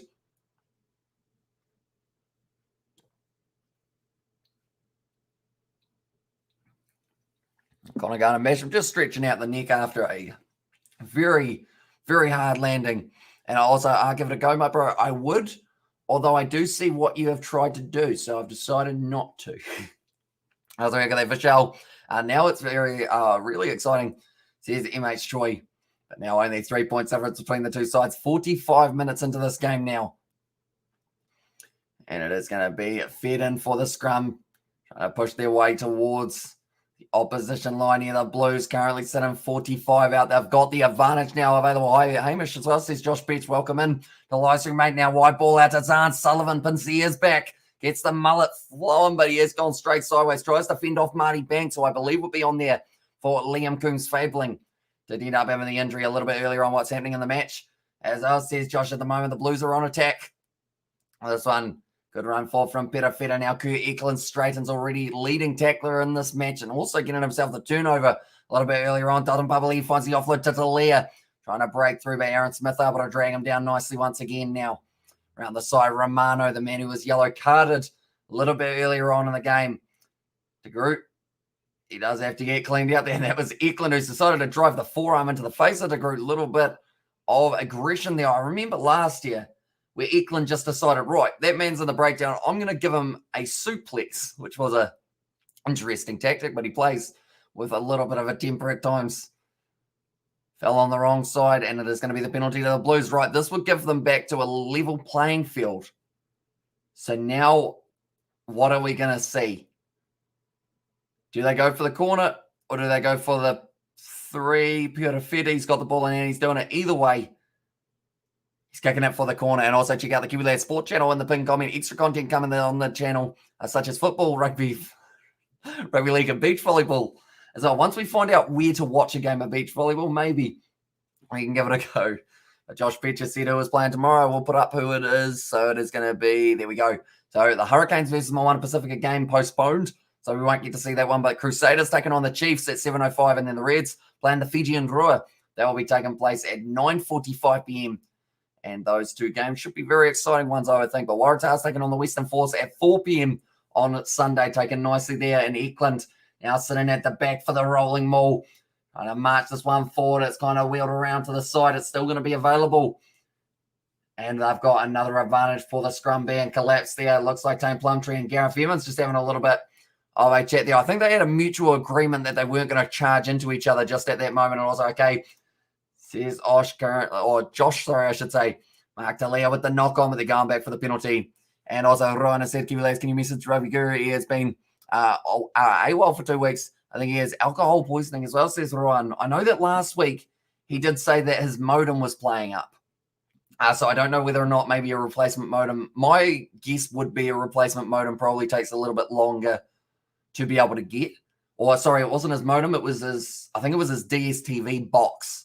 So I would say he's probably still waiting for that to arrive is my best guess. But I will probably message him at some stage in the future. If he does stay away for this whole weekend, hopefully he is all right. Of course, but I think it is to do with last week, how the box wasn't actually playing, or was playing up, I should say. Okay, they're on the line now, and the Blues, like they will once again be kicking it for the corner, but currently sitting 48 minutes into this game, still another 32. They don't have a ball.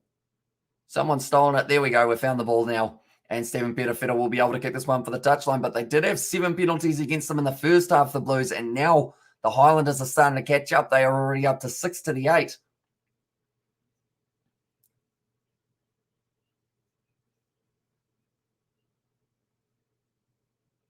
Oh, okay. So the Highlanders, they've had to make the change, but Dalton Bubbly, he actually pointed for the post, but instead they decided to kick it for the corner. So I think that is where the confusion was coming in, and Aaron Smith wasn't too happy about that one. And like they're saying, if a player indicates they want the shot at goal, they have to take it. So this will be a big extra little bit of a bonus here for the Blues if they do end up getting themselves over the line. But now Finley Christie passing it back off to Romano, taking big contact. Mosisi Dawai right in there. Being wrestled down onto his back by Marcel Renata. The ball being put down by Bryce Heem. And now the ball back on the side of the Highlanders. 10 metres out from the line, Aaron Smith looking to pass this ball back. In fact, it looks like he is going to be kicking it himself. Does he? No, gives it back to Scott Gregory now, who had a bit of a juggle. Maybe it's a bit slipperier out there than I first anticipated.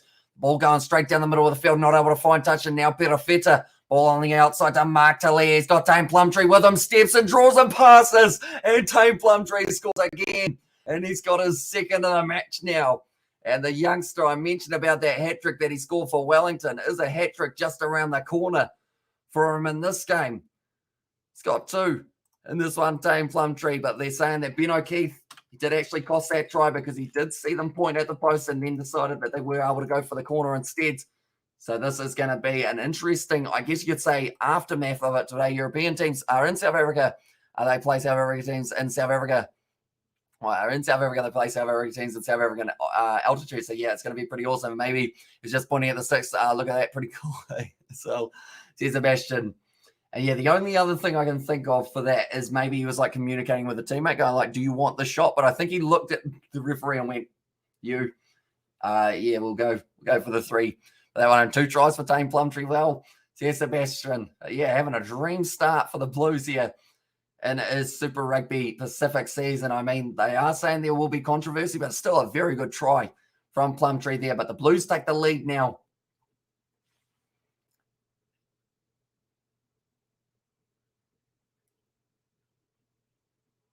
Okay, they are saying at the moment, like Justin Marshall, he did say they did end up knocking the ball on in the end, the Blues. So it did give the ball back to the Highlanders, and then they had the opportunity. They kicked it back to the Blues, and then that is where the try came from. So it was a little bit after. So, but now Stephen Petafetta We're lining up this kick from the touchline. He always kicks them from here. Literally every single time it's out on this angle. We're getting used to it.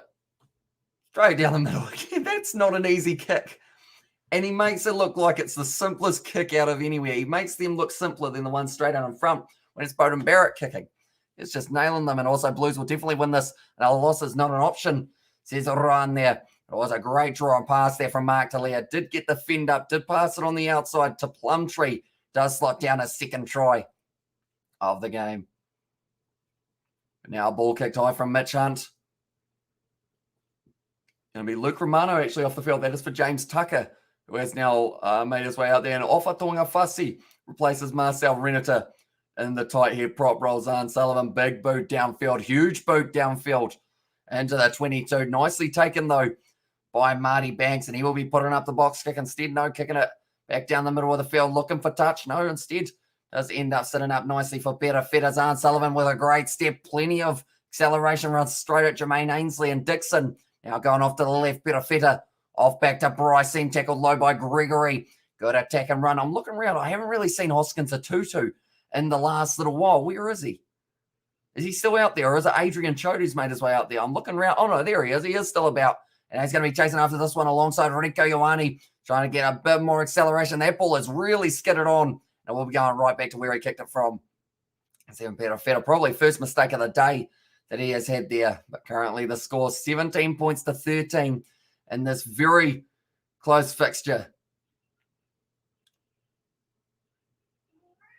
But currently they are just showing, I guess, the difference between when they had it for the Highlanders and when the try was scored. I think they are just trying to show there.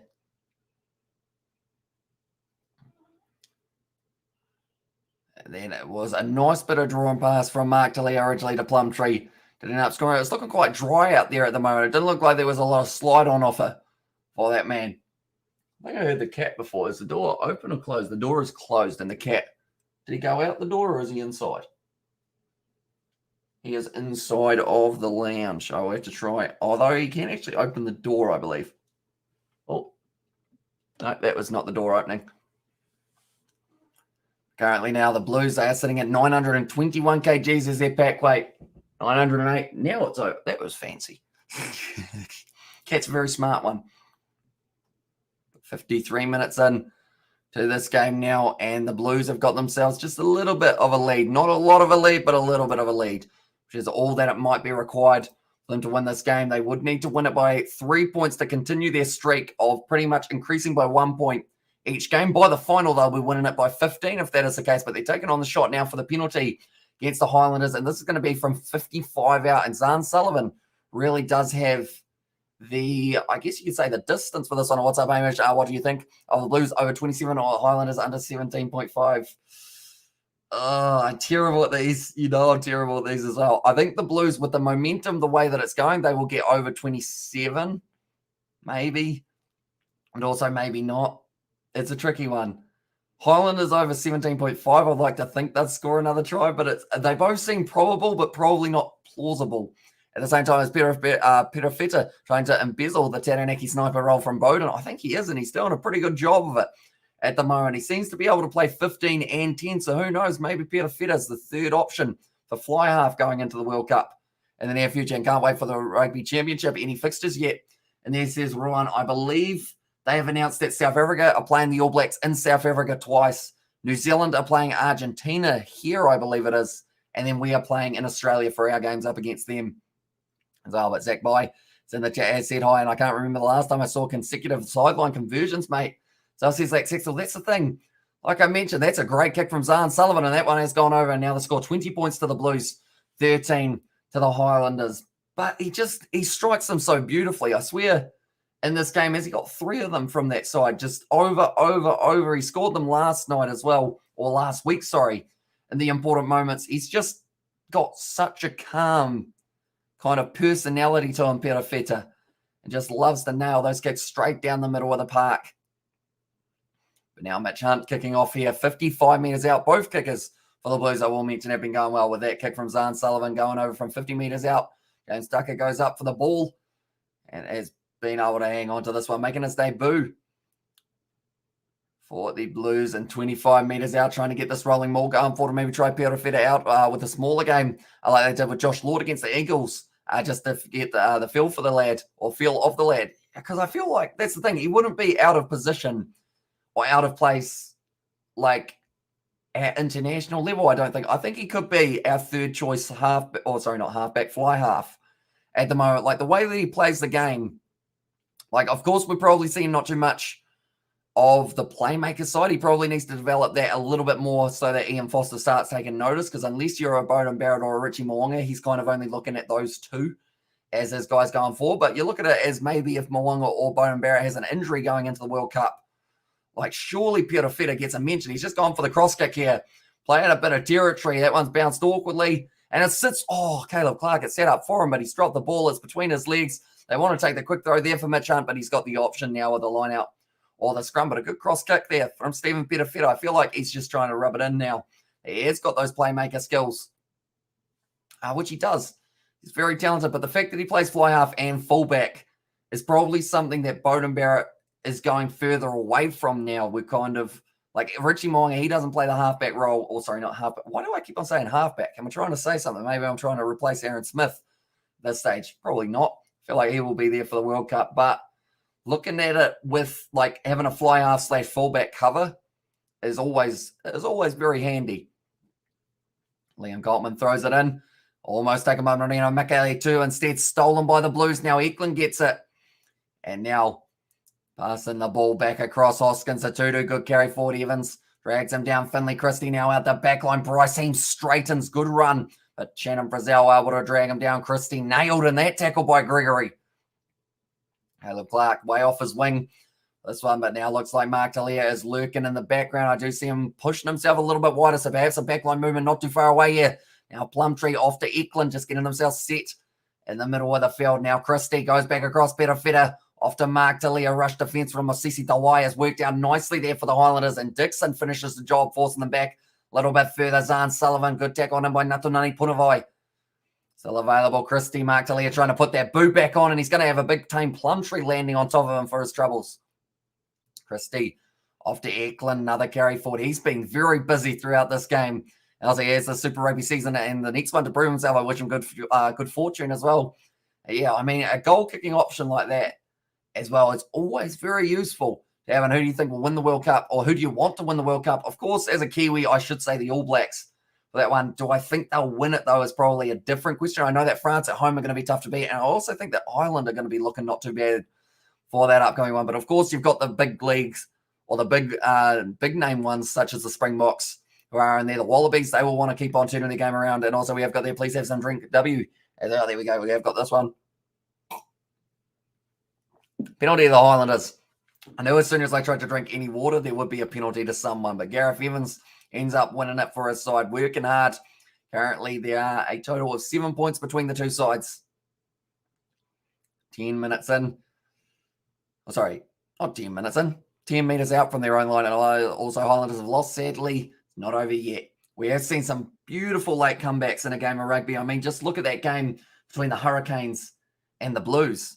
That was an absolutely sensational finish in that one. And I was like, can anyone beat France? Says Ryan. It's a good question. And France at home just adds that extra tier on it as well. Make it just that much more difficult. But we've got them in our pool. That's actually opening game of the World Cup. So that will be an exciting one to watch at about probably 5 a.m. New Zealand time. But we will be up for it. And we will be watching that game also. Every game of the Rugby World Cup we will be covering on the channel alongside our other competitions that we do cover on the channel, and who has the ball and where is it as well. We were just waiting for a couple subs to be made, with Bryn Evans making his way out onto the field for Selby Rickett. Line out throw here for the Highlanders, 40 metres out from their line. Now Evans has made his way back out onto the field for another week of Super Rugby. And Coltman throws the ball in, taken nicely by, it was actually the replacement, and Evans kicks it downfield from Marty Banks, a nothing kick.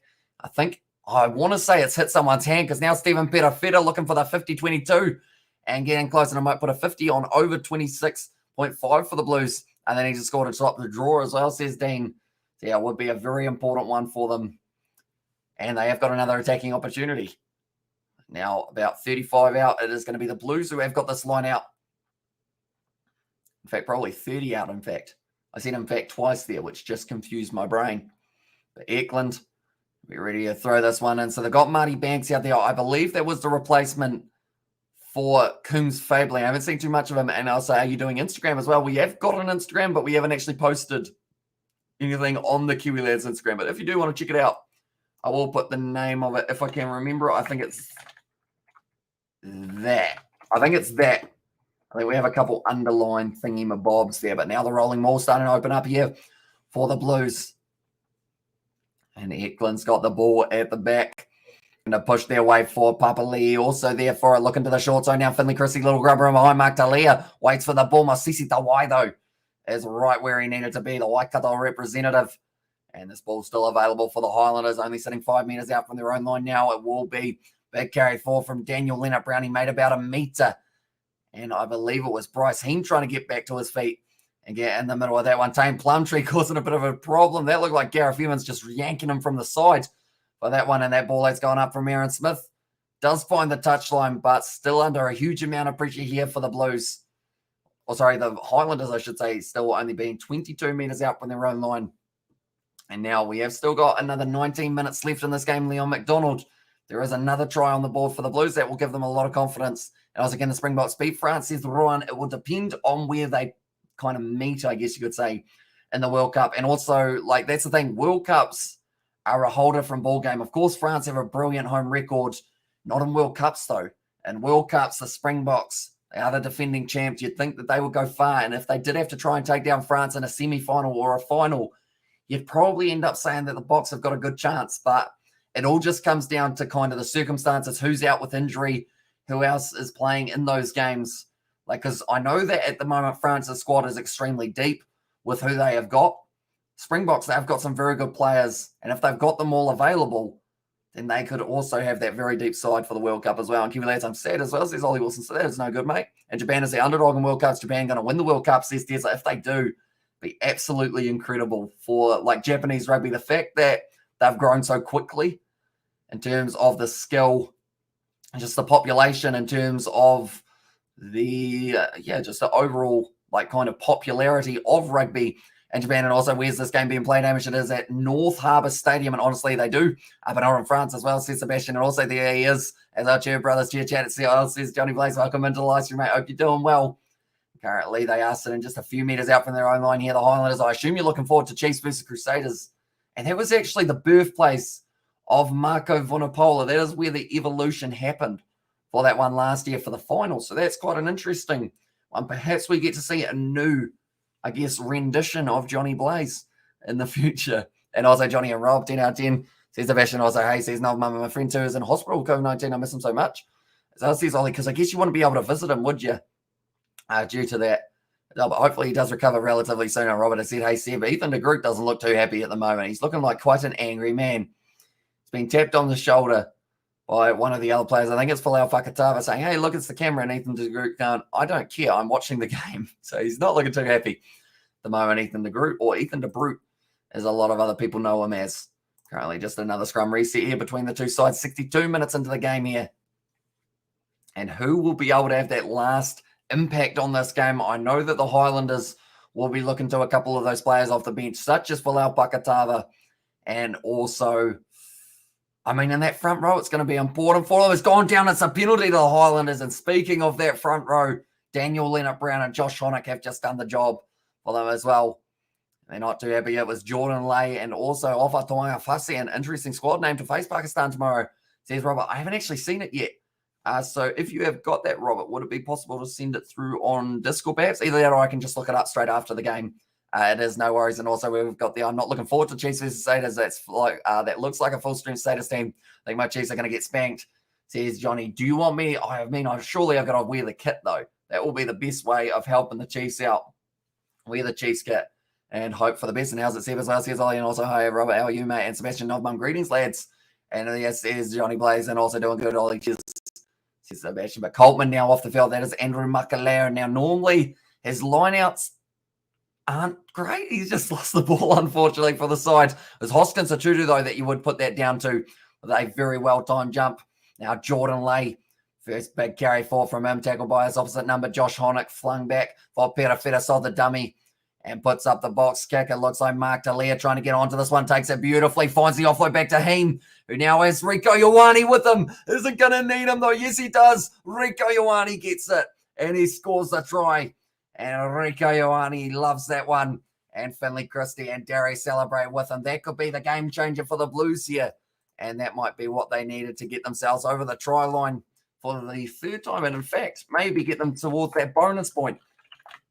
We'll go Ioane. Did end up scoring it in the 65th minute, but it was a good backline movement. The kick downfield from Stephen Perafeta, but gliding through the air like he was going to fly was Perafeta. It was actually Mark Talia. Then from there, Bryce Heem to get dragged down by Garden Basher. Both defenders in Mosisi Tawai and Gareth Evans both flew it out to the wing, and then they did miss out. It seems like we have a moment of affection in this chat as well, and also good stuff. There's Dean Adams there, but that will be helping out. So that will actually, if he gets this kick over, which he should because he loves kicking them from this angle, Perafeta, that will be your money, won't it, Dean? No, not wrong. Currently now, Rieko Ioane, most tries for the Blues. He's moving up in the rankings. If he gets another 2, he will actually pass Jolie Videri, sitting there on 43. And Doug Howlett has the most out of any player, 55 for Doug Howlett. He's passed Joe Rokokoko, though. That was actually him on 39. And now does want to keep on building his way towards the top try scorer for the Blues, Doug Howlett. He's still a wee way away, though. Looking at it, you've got 15 or so tries that he will have to get himself from here to be able to go up there. And also, we have got there, why do you have a 30-second delay, says Sam? And it's a good question. And it is asked quite a bit, but pretty much because I'm watching on Sky Go so that I can have it open on my PC and also listen through headphones, it does mean that there's about a 30-second or so delay. He missed. Perafeta missed the easiest kick of the night. For on Salvin, I'm ready and I open for you to. And also, we've got the Highlanders as well, says Max, and also Kiwi lads have come to Hamilton to watch some cricket with cricket. Me, you, and Reed could get a coffee from somewhere. As well, says Ollie there, and also now it's over. Says Cats to the best. Did it go over? No, I think it missed. Just to the side, that one did not go 10, but the ball has bounced up for the Blues. Okay, not 10, and also following the game from Harare, Zimbabwe as well. So welcome into the live stream, mate. I hope you are doing well. What is the time in Zimbabwe at the moment? Do let me know. And Hamilton, I hope he's capital of New Zealand. As else says Johnny Lays there, currently sitting on 25 points to 13. If the Blues get one more try, that will give them the bonus point, which will help propel them up the table just a little bit more than they already are. But we've got another game on tonight. The Brumbies, they'll be taking on the Rebels, and what should be, to be honest, a one-sided game, but you never know. It is going to be a home game at Amy Park for the Rebels after all. But currently, if the Blues win this game with a bonus point, they will move themselves up to 4th. If they win this game without a bonus point, they will move themselves up to 4th. A little bit of a broken record there. The Blues get within 7, they will move themselves up onto probably 6th. And then if the Highlanders win this game, they will get themselves up to around that 8th mark or somewhere along those lines. But now Finley Christie selling a bit of a no-sell type thing. Off to the side, Zahn Sullivan now going straight through the gap, linking up on the inside. Aaron Smith trying to stop it. It's knocked down by Zahn Sullivan. And also now, Highlanders have lost, and also it is 9:34 in the morning at the moment for you. Nice time for a little bit of rugby. And we are going to be covering the next game. Like I mentioned, that will be starting at 9:45 p.m. New Zealand time, which will be, I guess that would be 10:45 a.m. your time. And sent as well, says Robert. So we'll have a quick look at it as well to see who they've got. I did see Kawaja as the first name that did pop up. I assume they've got Warner and whatnot in there as well, but they had to make some changes just because they weren't really able to get too many wickets. So it's going to be David Warner, Kawaja, Labuschagne, Steve Smith, Travis Head, Cameron Green, Alex Carey. Those are all the expected men. Mitchell Stark, Pat Cummins, Nathan Lyon, Mitchell Swepson. And it's going to be David Warner's last game. Okay, so Mitchell Swepson, they've brought him in for Josh Hazelwood. And also we have got there, is that why they call Herpes Hamilton Howard Jessel as well? That's a fancy word, isn't it? But Gareth Evans, it's like he is going off the field, is he? He looks like he's taking a bit of a knock there. And also American new to rugby here. Who do you think wins the next game, says Tristan? So that next game between the Brumbies and the Rebels, the Brumbies are heavy favourites and they should be able to win it. Should. Should is the key word. The Rebels, they have not won a game yet, so the Brumbies should beat them by pretty much 15 or so points, I would say. But it's very hard to tell in Super Rugby. How much are you going to do the URC today? Says Ryan. What game are we talking? I do know that it's so unfortunate. Italy versus Scotland overlaps with Munster versus the Bulls, which is one of the biggest URC matches and the one that I've been looking forward to the most since the start, but it overlaps with other games that are taking place in Urge as well. And there says David, currently now trying to drive their way forward. And Dalton Pavali jumps straight onto Marino Makeli too. He hasn't been able to roll away though, so he will be penalised. The Highlanders are going to be hard to watch this season, and Warner flies home after it for Warren's funeral because Warren and Warner share the same manager. So on there says, right, so is he the only player flying home, or are there other players who are doing the same? That one's been kicked into touch, and are the Highlanders bad? I wouldn't call them bad. They've just been very unlucky with the start to the season, and Rebels beating the Brumbies would be more an upset than draw beating Rebels. It would be indeed, but not as big of an upset as the draw beating the Reds. As they go Rico, I can't wait for the Landers to play the Aussie sides into there. But yeah, for the URC, I know that the Sharks play the Scarlets at about 6 a.m. New Zealand time today. So we'll have to see. We'll have to see whether or not I am wide awake at that stage. If I am wide awake at that early hour of the day, I would be pretty keen to do that game for the Sharks versus the Scarlets. If not, the first game that we do will be France versus Wales, and that will be for the Six Nations at 9 a.m. And Rebels may yet spring a surprise victory over the Brumbies against the Forms. As I says, MH and also draw to smash the Crusaders, and also Rebels should be doing way better. And then who has the Highlanders got next? Their next game will be up against Moana Pacifica. So whether or not that game can take place, we will have to wait and see. It's still available for the Highlanders on the halfway line currently. The advantage in their favour as well. Marty Banks now trying to attack the line. Good run, but Sam Derry able to drag him down, and it's going back for the initial penalty for the Highlanders, and really missed Thomas Umunga James will go forward this half. Exactly right. And it's a shame that he is injured. And the Broncos versus the Rabbitohs in 2 hours in the NRL. Says Robert, so there is plenty on in the world of sport. That is for sure. Come on, get us a bonus point. Says David Lim there. It's a good kick downfield. 5 metres out now for the Highlanders, and they will have a chance at a rolling maul. But he had his hands, or one hand on the ball. That is an experienced move by Aaron Smith, knowing that once he has 2 hands on it, he is going to be pretty much allowed to be tackled, I guess you could say, in a weird way. And Blues thinking, here we go again. Says Dean, and also Panthers look good against Manly. Just watch the highlights, or just watching the highlights, says David. They did a lot better than a lot of people were anticipating. I mean, yes, please sink the Crusaders ship for that one, for the draw to smash the Crusaders. It will be a good game when that does take place. A very physical one, but the rolling maul here for the Highlanders. It's gone down. It's going to be the advantage now. And they're looking for the ball. Shannon Frizzell to the short side. Tasman representative getting closer and closer. Johnny Blaze going to have a sesh at yours, mate. As I says to deliver that one. It's going back for the initial penalty. And from 5 metres out, Aaron Smith. Does he take the quick tap? He's looking at the men on the outside. He said, nah, we will be kicking this one for the corner. He's going, Marty, you do that. I'm not allowed to. And Aussie Kiwi Lads covered it on his sports channel. We did indeed for that one. So anyone who isn't subscribed to the sports channel, what is that pinned comment that you can see in the chat?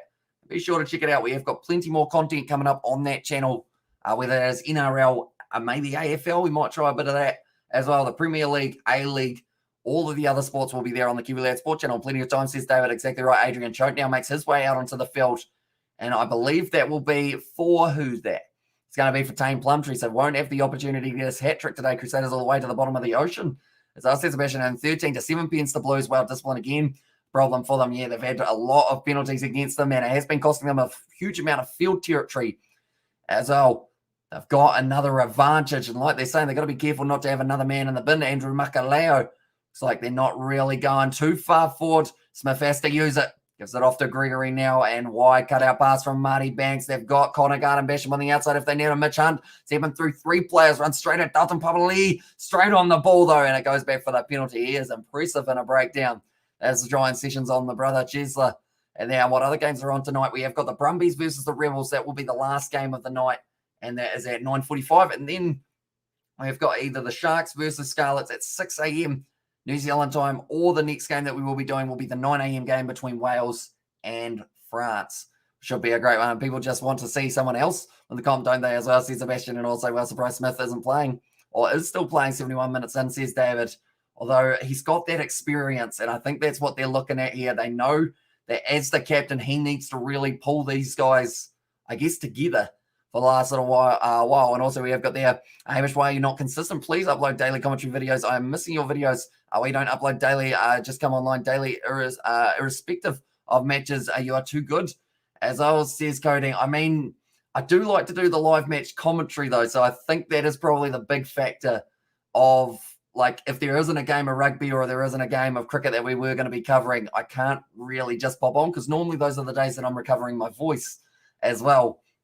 Just to be able to keep on going. Natunani Punavai dragged down 5 meters out. Rico Ioane now. Caleb Clark straight on the ball. Doesn't get the penalty. It's an advantage against him as well for leaving his feet. Now going back across to Dixon. Getting closer and closer. And Brumby's going to win probably. You're going to cover it, Hamish. We are indeed. We are going to be live at 9:45. In fact, 9:35, 10 minutes before kickoff. Because I decided, interception from Caleb Clark, but they're going back for the penalty. And he goes down as well. It's a big shot from Natunani Punavai. It's a little bit late. But it is our double blast with the whistle. I need Highlanders to score now, says Unique Scott. And it's surely got a card next play. Okay, they're saying that it's going to be... Okay, anymore, it's going to be a yellow card. They've given away 5 penalties in the last 5 minutes. How is that not a yellow for the Blues? Probably very lucky 3 in a row. Says David. And also we have got their thought Fakatawa would offer some energy off the bench. And Highlanders going to get on the scoreboard to stay relevant in the contest. Says it was MH Joy and will Highlanders score. I think they've got a good opportunity here because if the Blues do anything illegal, they could end up with another penalty try. And this one, but currently 5 meters out. What is the plan? It looks like they're going for the scrum here. I decided that might be the slightly safer option. I'm just having a look through at a few of the other matches that have taken place in the year and take care of your voice, Hamish. We need you on the mic as I come on, ref. Says David for that one. But currently in the NRL, it did kick off at 8 p.m. for that game between... Who was playing in the NRL? I can't quite think of who it was. I'm going to have to look at it once it loads. Who was playing? Where is it? It was Canberra. Canberra? Was it Canberra? The Canberra Raiders versus the Sharks. And the Raiders currently winning that game 12 points to 6. For anyone who is curious, I need the Landers over 18.5 and the Blues over 26.5. And so that's that about kickable penalties. Useless there right now. And there. And also, there go Blues, says Dave Scott. Gregory running it flat. Rico Ioane able to wrestle him down. No clear release, I don't believe. But now going back to Frizzell breaks through. Was there obstruction, though? I think they're going to have to check this. No, they're just saying try to Shannon Frizzell. And it is going to be now the next try. One moment. We'll go like this. Shannon Frizzell does score. And it was a flat ball from Aaron Smith straight into the hands of Gregory, and that's why they kept him out there for that opportunity. I mean, try. It's still NFL made as well. I do see touchdown there on that one, but nicely done by Shannon Frizzell. Just pierces his way straight through. Or does he? Okay, they're going upstairs. I saw initial contact with the Highlanders and a Blues player. I wasn't sure whether or not there was anything to do with the try. Potential knock-on is actually what they're going upstairs for. And what a beast, says Dean Adams. And straight away, Frizzell was gone anyway. Bad marking by the Blues. Says David, right, we're going upstairs for a potential knock-on here. They are waiting for it. Where is the potential knock-on? Okay, ball on the ground. Ooh. Okay. They've said he's trapped it. Foot, right hand, still arguably, in control of the ball. I think that's going to be fine. See, I was more concerned about Gareth Evans. Okay, they have said that it is going to be the try now for Shannon Frizzell, and the try will stand for them. And also, if they rule knock on, I'd be furious as well, says David. But here, my first initial reaction when they went back to the TMO, I thought, Mark Tilly went early there. Lines it up, and that one's gone straight down the middle. But yeah, I thought that he was tackling Gareth Evans to the side, which I thought was what caused a little bit more of that gap. But I think he just picked the wrong man to try and tackle rather than Frizzell for that one. And also, Hamish Pro Beach Volleyball, I'm not following as on there, says Michelle. So yeah, Sebastian's very keen on some beach volleyball, alongside probably Johnny Blaze and a couple of the other fellows that are there. But maybe just normal volleyball would be a good start for ear hockey. No, not ear hockey, sorry. Actual hockey on the field. Hockey, I should say. Ice hockey, maybe, in the future. We're just going to find heaps new sports that we do watch occasionally, but just don't do commentary for. So perhaps open up our horizons. But Aaron Smith now off the field here. And that is going to be Fofalau Fakatavu, who's got the last 5 minutes to prove why he is a perfect option for them in the future. Now firing the ball back, Marty Banks inside of the 22. Frizzell flat ball to Natunani Punavai, dragged down by Papali'i. And I was like, we're talking men's or women's beach volleyball, probably both. I feel like I'd have to do both of them, or else then some people would get annoyed. And also, you think Highlanders will win at the death? So it says get to the best. There's a chance. There's a chance. There's always a chance. But Zahn Sullivan trying to minimise that chance. Goes straight out to Mosisi Dawai, though. And does take it. And now he's going to charge himself forward straight into Mark Tilley. Rico Ioane, not the best option. Almost stolen, but Fakatava does have to jump on that huge amount of pressure from the Blues here in the breakdown. It is still going to be just available for Marino Mikaeli too, and for Fakatava on. Yes, he is indeed. And also commentary of Club Rugby. I mean, that's the thing. A lot of people have actually mentioned about kind of doing some sort of cool, like, I guess, like series of following around the local rugby club. Or I think I said about that a little while ago, and you guys seem to be quite keen on that. And Hamish better cover that women's rugby sevens this year again. Indeed. And we've also got the women's Rugby World Cup that's coming up, and also score update. Says Levi has taken a nap, hasn't it? There we go. Although it's not 77 minutes, we're only sitting 76 currently, so it's a little bit ahead. But currently the Highlanders sitting on 20 points to the 25 of the Blues. Only 5 points difference between these two sides, with Stephen Petafeta missing his last kick.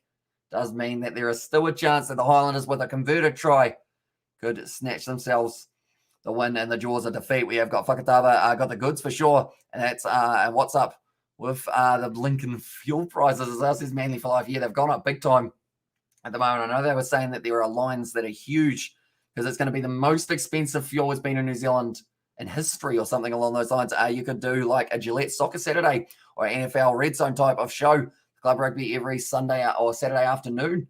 So I says, David, maybe we could see how we go or uncover a few of the games around. I do get to see all the results of those matches, although it is very hard to find highlights of them. And now Stephen Petafeta driving his way forward very nicely. Finley Christie looking to the short side here. Zahn Sullivan out to Caleb Clark, bit of space there for him. Allow Fakatava able to drag him down. If they get themselves a penalty, they will give them an 8-point lead. James Tucker's trying to stop it, though. Offload to Adrian Choate. Last-ditch effort from Shannon Frizzell had to be made. Scott Gregory gives away the penalty straight in front of the sticks. But they've still got the advantage. Wrestle down, go Highlanders, go. And also we have got the women's sevens. Yes. Serious. Oh, no. Now going around the side. It looked like trying to slow this one down here. Currently only 2.5 minutes left. Only a metre short of the line. They're saying he might be on it. And they're saying it's available. And also, if you do NFL, I'll track my membership. Oh, sorry, Sebastian. That is noted. And that is going to be on the note sheet of just don't do NFL, because Sebastian doesn't like NFL. Petafeta scores it. And he does get the try there. And the Blues now trying to work their way back towards the bonus point. And if they get one more try, they will be able to get there. But Stephen Petafeta, the man who slotted in at number 10 for Bowden Barrett, has just secured the match for the Blues. They are going to be able to get themselves the win. And not just the win here, they will also be able to extend that gap. That might take away the bonus point opportunity, but the Blues score just a little bit out in front. And also we've got their later Highlanders, as I says, those and I says, Jimbo, welcome into the live stream. Hope you're doing well. If you guys are new to the channel, be sure to leave a like and subscribe. We are going to be back for the Rebels versus Brumbies game that is kicking off in less than an hour's time in Women's Beach Volleyball show, as well as his Warriors fan in there. And also we have got who has the ball, and it was indeed the Blues who did score that try there. And also the answer is B, no. And it was that bust from by Robertson. Great stuff. Here's David Lim. Or in the end, it was actually James Tucker who was able to break his way through. And then was Stephen Petafeta. Drove himself very nicely towards the try line. And currently 3 from 4 tonight. This kicking one. The thing is, Stephen Petafeta kicks the harder ones better than he kicks the easy ones. Something happens. When it's too easy, I don't know whether he takes it too casually. Like this one should be about a 95% chance of going over, but he missed his last one that was very high. And I was like, well, this has been fun. Another loss. As I says David, and also Awesome says inked up in there. But now only another 45 seconds left. We're going to have time for another restart, which does mean the Highlanders, they still have a chance of being able to get themselves a little bit closer. Petafeta, he does get that one over. And that is going to be 32 points. 220, and also Winners International Rugby starting. I believe our first games of international rugby we get to see is in July. And the first games that I know of is Wales taking on South Africa, New Zealand. I think we play Ireland. And then we've got the Rugby Championship coming up as well as the next one after that. And then we'll probably have November internationals once again. And $3.08 a litre, 95 in Hamilton, 155 to fill up the Subaru. Tell my missus, no more unnecessary driving around. Says Johnny Blaze, that one's going to be not going 10 from Mitch Hunt once again. And now the Blues, they've actually got another opportunity to work their way towards a bonus point here, which I would recommend for them. Yes, you might give the Highlanders 1 point, but an extra point for them could push them up a little bit higher in the top 8. And Pitafeta or Plumtree for man of the match. I mean, Plumtree scored twice, but I would say Pitafeta has really, like, if you look at the fact that he was going to be playing fullback and he slotted in at number 10, just straight into it, I would say maybe, yeah, I think it would be worth a crack having Pitafeta, but Plumtree could easily get it as well, seeing as he is normally not in that starting lineup. And also have $3.08 for 91 octane here and Wellies. So says Tesla. Is that Plumtree? John Plumtree's lad. I think there's some relation, but I'm not too sure whether or not he is son or not. One moment. Jane Plumtree. What we got about him? Actually born in Wales. Okay, maybe it's not some relation.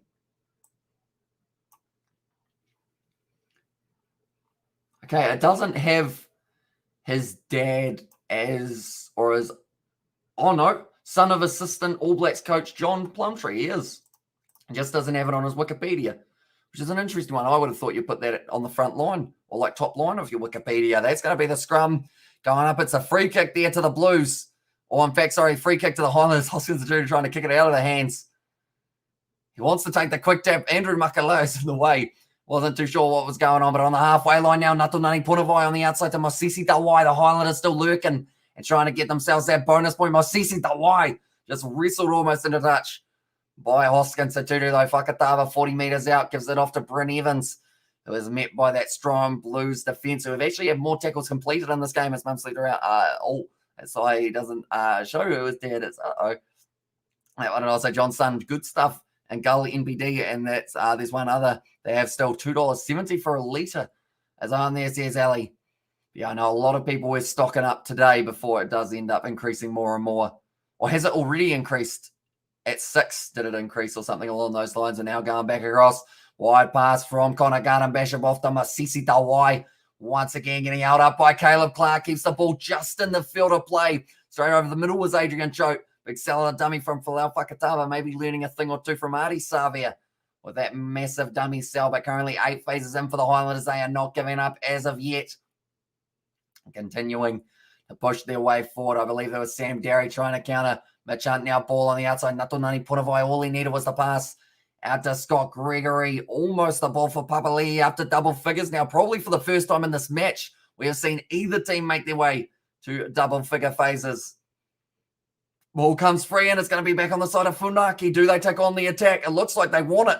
Sawani Vakina has decided if you guys aren't scoring a try, we certainly will. Now firing the ball back to Stephen Pitafeta. Backline movement now out to Jacob Ratavaitavuki Nepkins with the quick step and feed on the halfway line. Gets up, goes again. A ball on the inside. No, it's been put down by number 22. Who's number 22?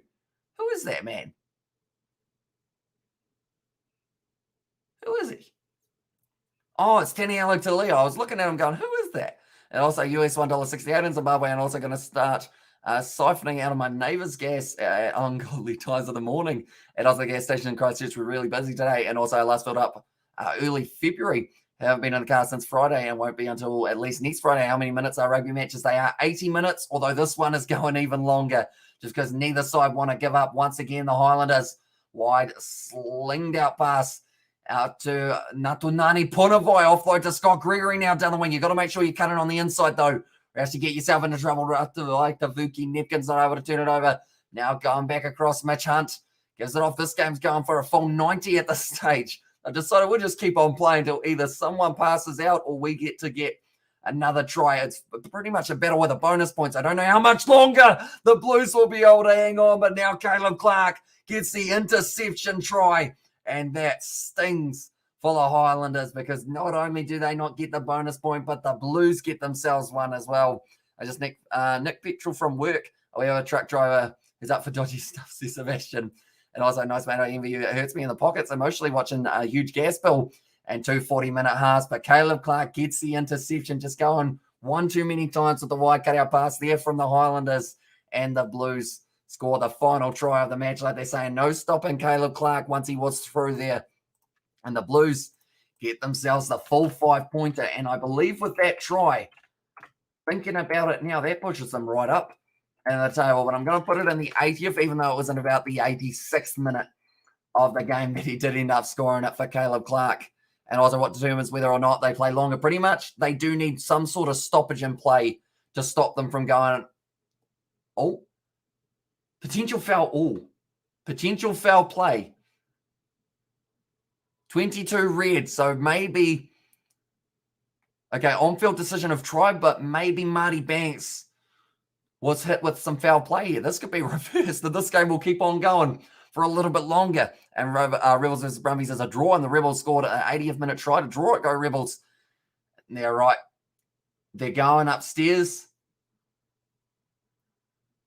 Okay, they're saying that might have been good. Right, where is this one? On Marty Banks. Okay, they're just getting to the next breakdown. Okay, we're watching. Oh. Okay, so I think it's going to be Funaki, who they're saying might have led with the shoulder there into contact. They're going to be checking this one again until ball is dead the way of a penalty or out of the field. Oh. See, the thing is, though, he was falling down, Marty Banks. But then he does turn a little bit. I don't know. I feel like this is going to be an interesting one. See which way it does end up going.